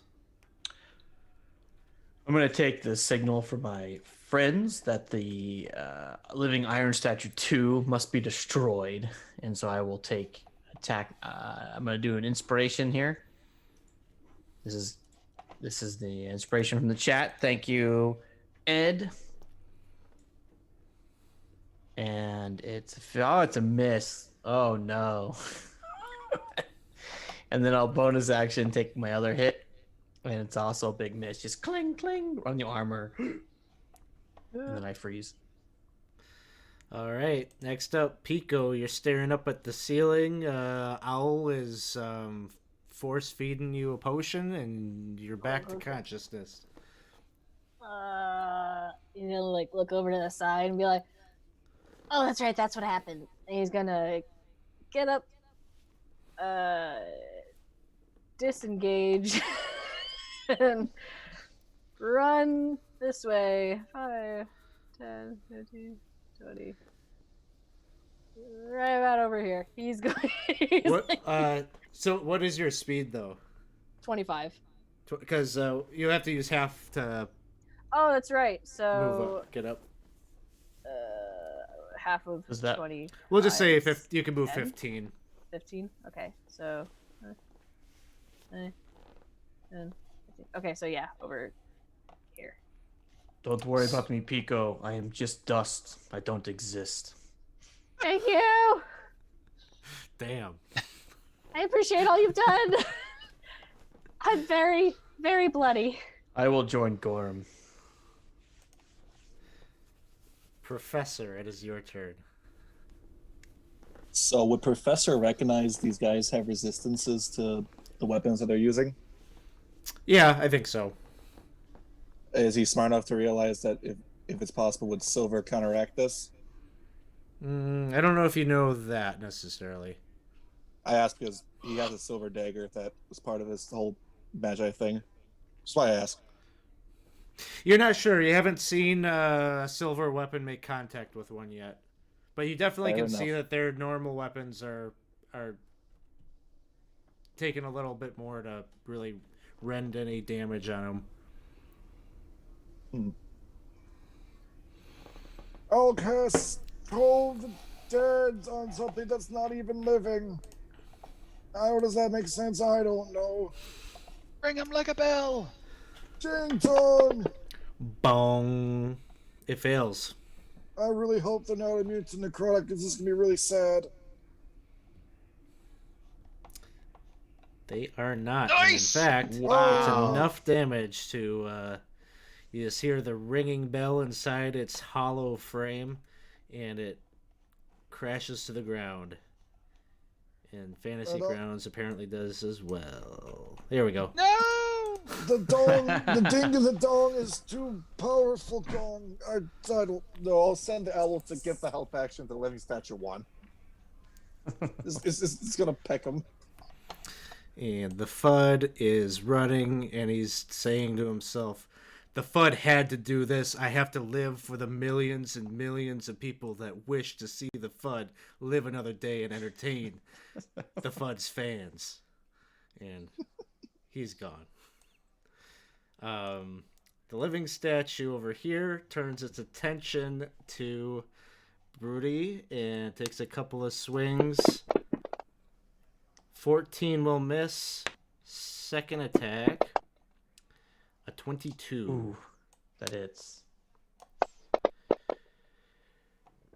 Ooh, and you're still up. Broody's got 3 left as we turn to Herbie. All right, it's all come to this. So Herbie's going to take step up. Herbie's going to use a point of inspiration and take a shot with his now magical crossbow at the living iron statue 1. I don't know how to add the additional magic damage if we get to that. So Okay, we'll just have you chuck a D8. I haven't. This is a spell from the book, so I don't have it coded. Sure. Nice. All right. Wow. Okay, so yeah. Okay. It's not a non-natural 20. Correct. So So damage. okay, 9 there, but it wouldn't totally then- be resisted. So an extra 5 points on that, and then And roll then another the D8. D8. Yeah. So an extra 4 on top of that. Wow. And that's force damage if that matters. And then, correct me if I'm wrong, but with a bonus action, I would like to use mass healing word. Is that okay for me to do now? Okay, Yes. awesome. Sweet. So I'm gonna just hit everybody on this, just cause. Alex, would we be at all suspicious of the mass healing words and like magic weapons and such? Oh, I am extremely confused myself. I've spent years studying, and this is nowhere near what I can do. This is very powerful magic to suddenly. No one's, Herbie has been around, and there has been interactions with Herbie, even though this is everyone's first game, and no one's ever seen this from Herbie. So Okay, I was just curious. Yep. All I see is Irby making a lot of noise and pointing at me, and I feel nothing every single time. He's just yelling, "Get better!" I'm like, "I'm fine." He says, "Get better!" I'm like, "I'm fine." That warms my heart. So, what was that? Three points to everyone there. Next up, Tripper. Living statue, targeted, action, attack, short bow, advantage, pack tactics, fire.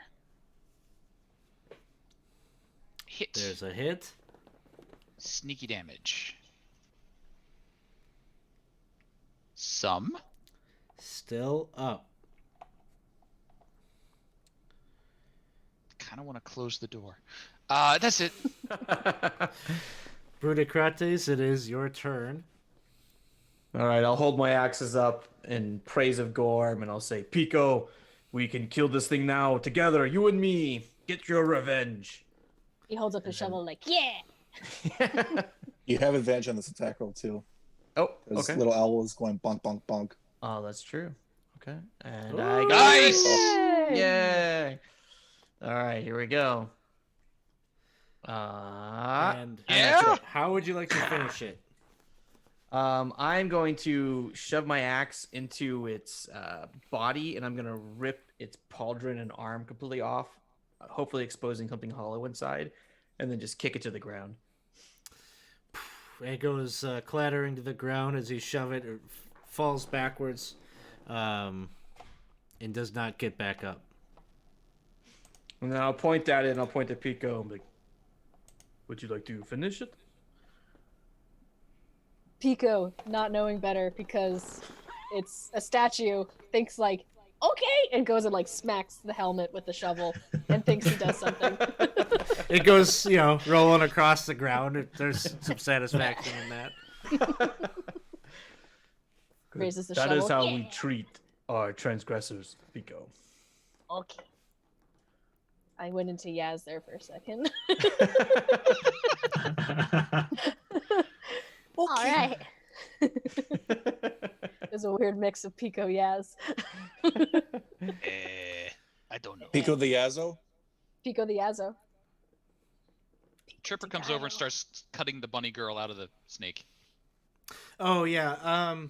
So back, Herbie had cast a healing spell that would have affected her, and she actually would have kind of crawled away, like she's still kind of in shock of what had just happened, stable, but she's just there, kind of nibbling a little bit at her fingernails and just clearly shaking. You go over to kind of address, maybe try to calm her down or do whatever you need to, and she's speaking a language you don't understand. Very kind of He just leans it. Has she got the pale hair of the other folks? yeah, you could tell she's a Synodician. I will. Oh, go ahead, Tipper. Wait, no, it's one of yours. I'll reach into my pack, saying, you should take some water, and then I'll realize now, finally, that my water was also stolen. Damn it. Tripper will walk around here behind the wet bar that obviously Fudd has well stocked and start mixing drinks and off. I mean, come on, it's Fudd. He's gonna have a fully stocked selection. Yeah, he's got. If there's one thing we know about Fudd, there's one thing. All energy drinks, of course. And speaking of that, all of a sudden, Herbie, you start to feel kind of like an intense headache kind of coming on, and the whole room is starting to get kind of like foggy, or like kind of like you're seeing like double, and it's getting all kind of disorienting. What's going on? Can you guys can you guys help let's figure out what's going on with this fog, huh? Let's get rid of this fog. Anybody seeing fog? I may have the No. standard amount of cataracts, but I think you're seeing something else there. Boy, All Irby, right. Do you have enough have you water? been licking Pico? I'm just gonna I'm gonna have a seat. I'm gonna have a little sit down. I'm gonna sit. I'm gonna take a sit. And Herbie, you sit down, and then you all are kind of wondering what's going on with Herbie or checking him out, and all of a sudden his eyes kind of go like roll into the back of his head. There's almost like a blue kind of like aura that lights up there. And Herbie, your vision takes you to what can only be another area of the pyramid, as your vision kind of focuses in on the brother of the person that is with you, and you see the FUD is very like emphatically gesturing. He says, "There's a bunch of these Rudy Poos that are coming down here. They're trespassing on our territory, and they killed a bunch of my pets. We need to do something about this right now. This aggression will not stand. Give me a couple of people. I'll lead the charge. We'll kick the FUD out of these Rudy Poo candy asses."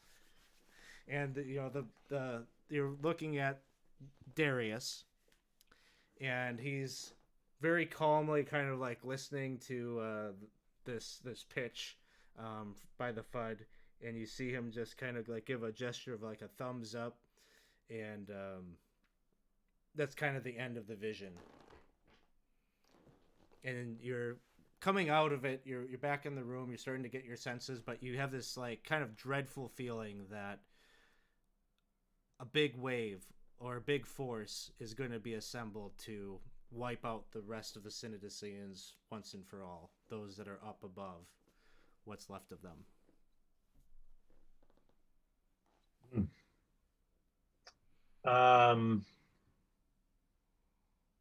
What?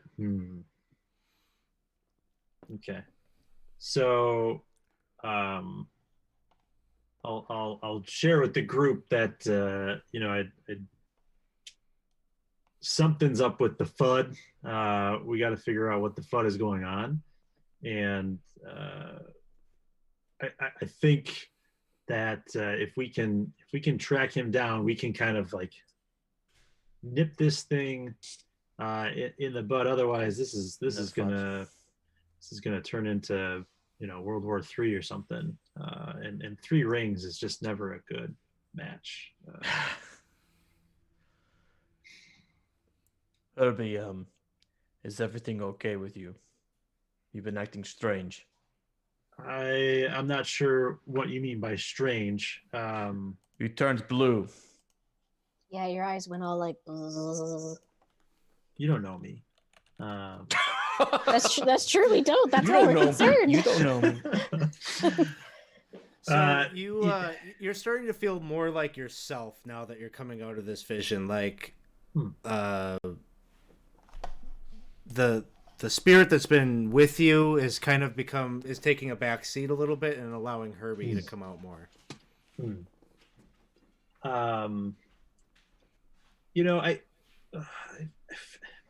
I feel a little different, but I also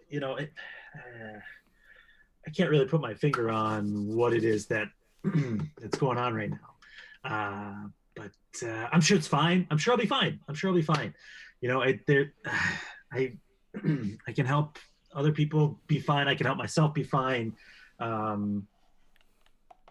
Yeah. But we don't. Blue eyes don't have to happen again. We're good. I've heard this type of talk before. We call these people addicts. Something you need to tell us? You seem to be burning up. And the owl's just gonna like fan you, just like give you air. Is it like midair flying, or is it like landing on the shoulder, like one wing? Like on his shoulder, just like the. Okay. Look. I'm not an addict. I get a little nervous around people, but so there's this thing going on, right? I mean, you guy in the mask, Birdie Kaka, and Professor, you don't get along, and a lot of that has to do with Demetrius. A lot of it has to do with Darius, and the whole stabbing in the back thing. It went bad. It went bad. And there's a chance for us to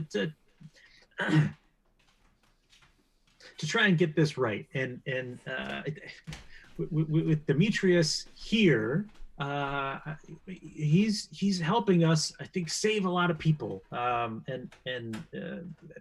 All we need to do is just keep pressing on, right? Don't worry about me. Things will be fine. I really think we gotta. I really think, regardless of what you guys got going on between each other and all this, we gotta stop the flood. Wait, what do you mean by Demetrius is here?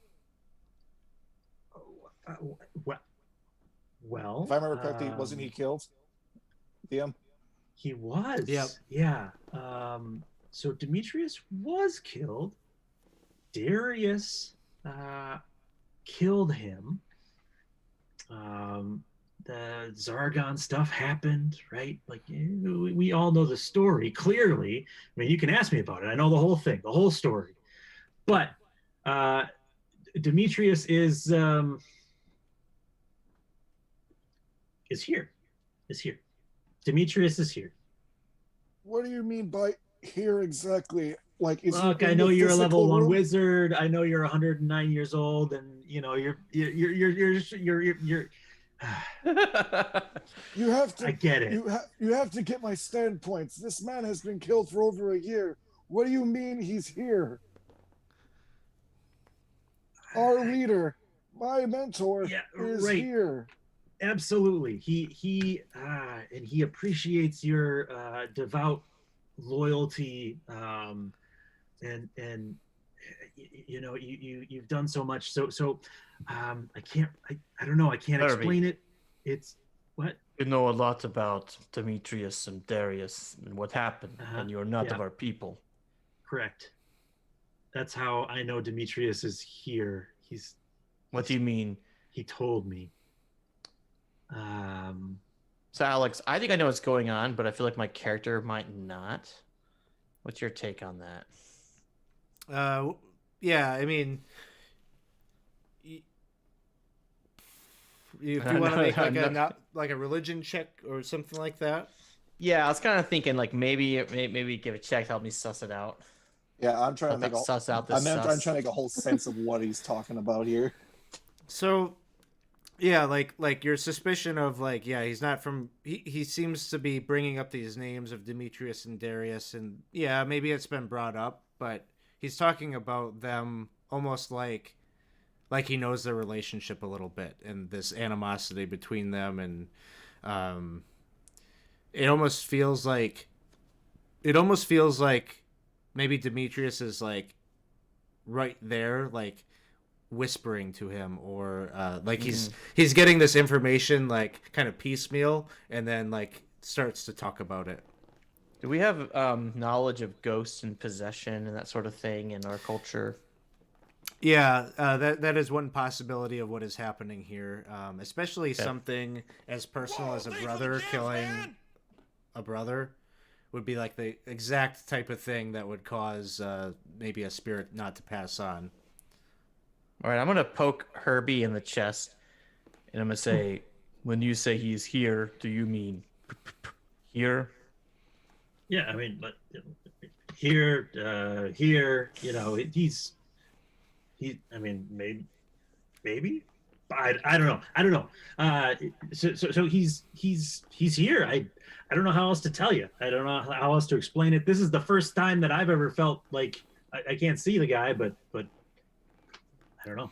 And as you're He's- poking he's- him and you're touching him, all of a sudden, like, you feel real cold. Uh-oh. And the spirit, like takes hold of you. And, like, for a moment, like, you see the moment in the battle that happened. Probably not a battle that you were at, but the Battle of Zargon. There's this big, huge, like, open pit where you can see these writhing tentacles of this monstrous beast that erects its head up, big, singular eye, almost like Cyclops-like, just rises up out of this pit of ooze. And all of the warriors are lined up, and this battle is about to take place. And out of the corner of your eye, you see this figure that you've come to know is Darius, one of the Magi of Usamagaris, charge forward and stick a dagger straight in, from your perspective, like your back, and you feel that pain as you fall to the ground and look up and see Darius's face. You know that you're reliving the memory of Demetrius. And then kind of the chaos of that scene, of that battle falling apart, happens around you, and then it just fades to black. Professor. Yes. Demetrius's spirit or ghost or something is around here. I just saw visions from him. I think Herbie's been taken as well. Right here. Well, I mean, Herbie, metaphorically speaking. If what you're both saying is true, I have to get back to my people. They have to know. This is no small thing. Our leader's still around in one form or another. It's critical I get back to them. Do we think we can catch the FUD, or do we think we should return? What do you think, Pico? You saw him last. I mean, I saw him for a second, and he went through the door in the other room to the, I want to say, east. And then things went dark really quick.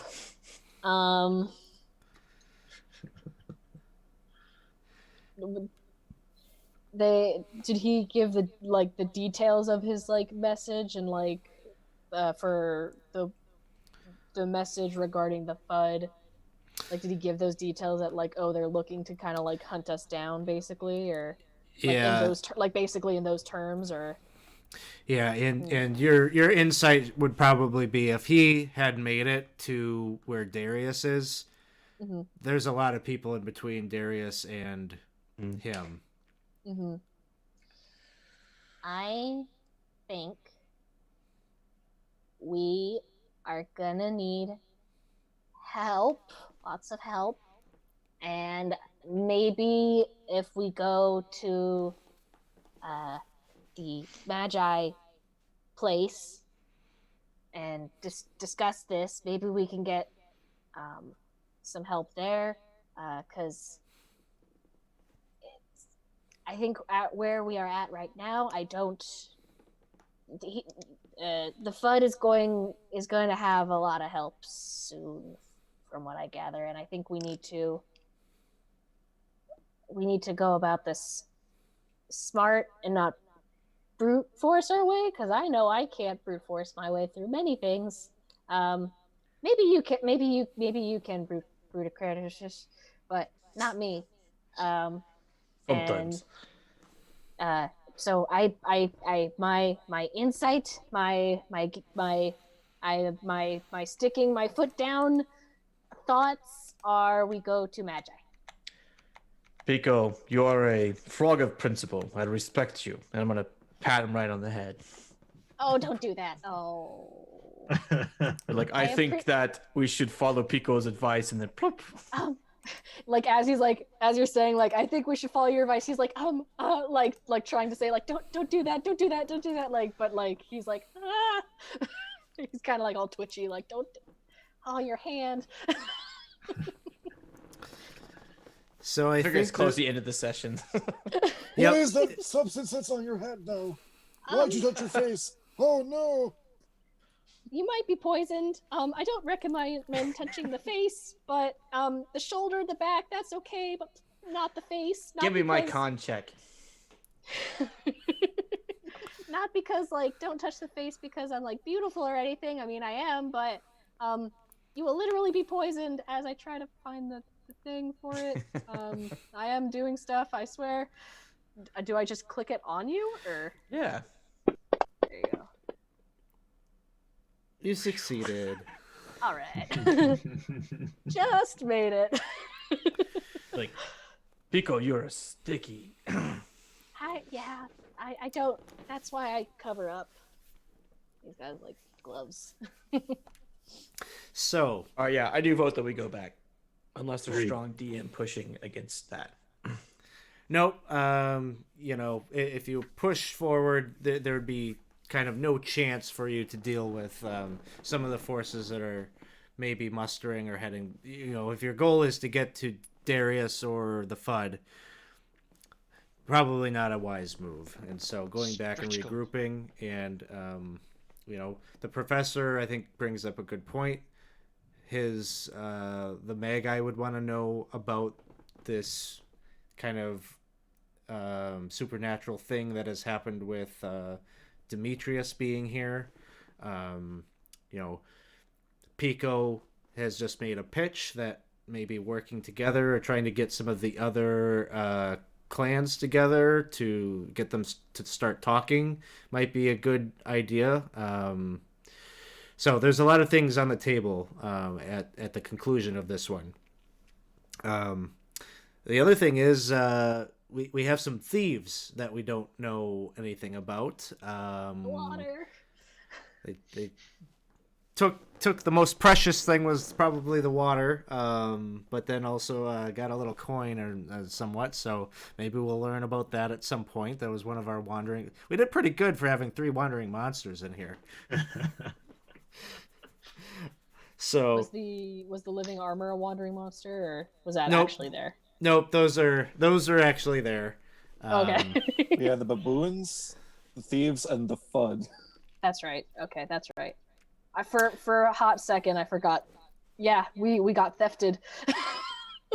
we got super thefted. The statues gave a way for us to have the FUD remain as some kind of an adversary that we keep around for at least a Nice. session or 2 more. The Was flood. NPC named, so he's Yeah. got a name and everything.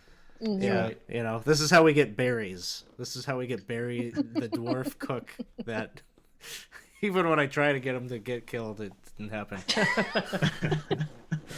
As we make our way out, can we pit in the doors and set up like booby traps and stuff so that if they do come, it at least slows them down, and that way when we come back, we can tell that either they have or have not been here. Yeah, probably the best places to do such things might actually be like the trap door that leads up to the 4th level would be like a good spot to do some stuff like that. Also, there is so I didn't narrate like the whole way that you got down here, but the way to get from the 3rd floor to the 4th floor is like a mechanical stairway essentially that kind of serves as a trapdoor. So that would probably be another thing that you could booby trap, maybe to have things roll down the stairs, and if they try to like bring that down. Yeah, there's a number of options that maybe you could narrate that like in between sessions, and we can kind of have that be a part of the defense mechanisms of trying to prevent these things from coming up, because they're running out of places to retreat, and the only place to retreat now basically would be out back in the desert, and that's not a good option. Retreat forward. Yeah, so this has been our community campaign game. Thanks everyone for hanging out and influencing it along the way. It went totally different than it would have if you hadn't. We got to have our spinning monkeys in the, the rotating hallway, the thieves, and then of course the FUD. So that was fun. Yeah, so this is Lost City. This is one of the original Adventures Reincarnated books from Goodman Games, where they take some old D&D modules and expand them and make them more of a 5th edition experience. If this seemed like a fun thing and you think you might like to see yourself playing in a game like this, a couple of ways you can do that. You could support our Patreon, which would give you access to being able to sign up, be the first among the first to sign up for these games when I put the sign-ups for them. We do about 4 to 5 a month.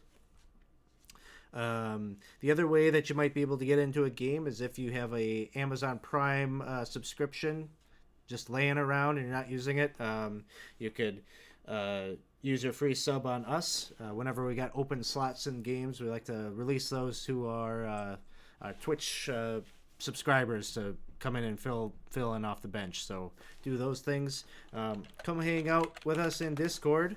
That's another great way for you to see when the signups and things like that post up and just get general information about the channel when it pops up, and also just hang out with us in between streams. And probably a number of us will be go back there and hang out for a little bit yet, even after the game. So come and check that out. Let us see.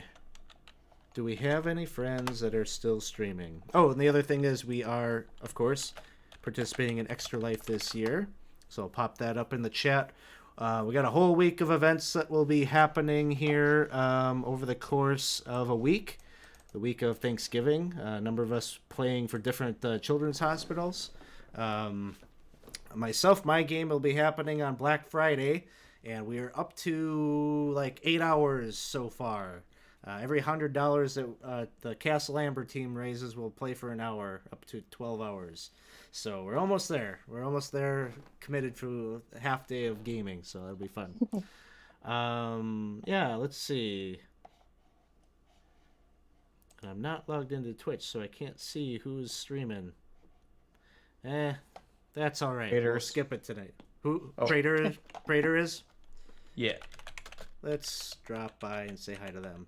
Thanks, everyone, for hanging out. We'll see you all soon.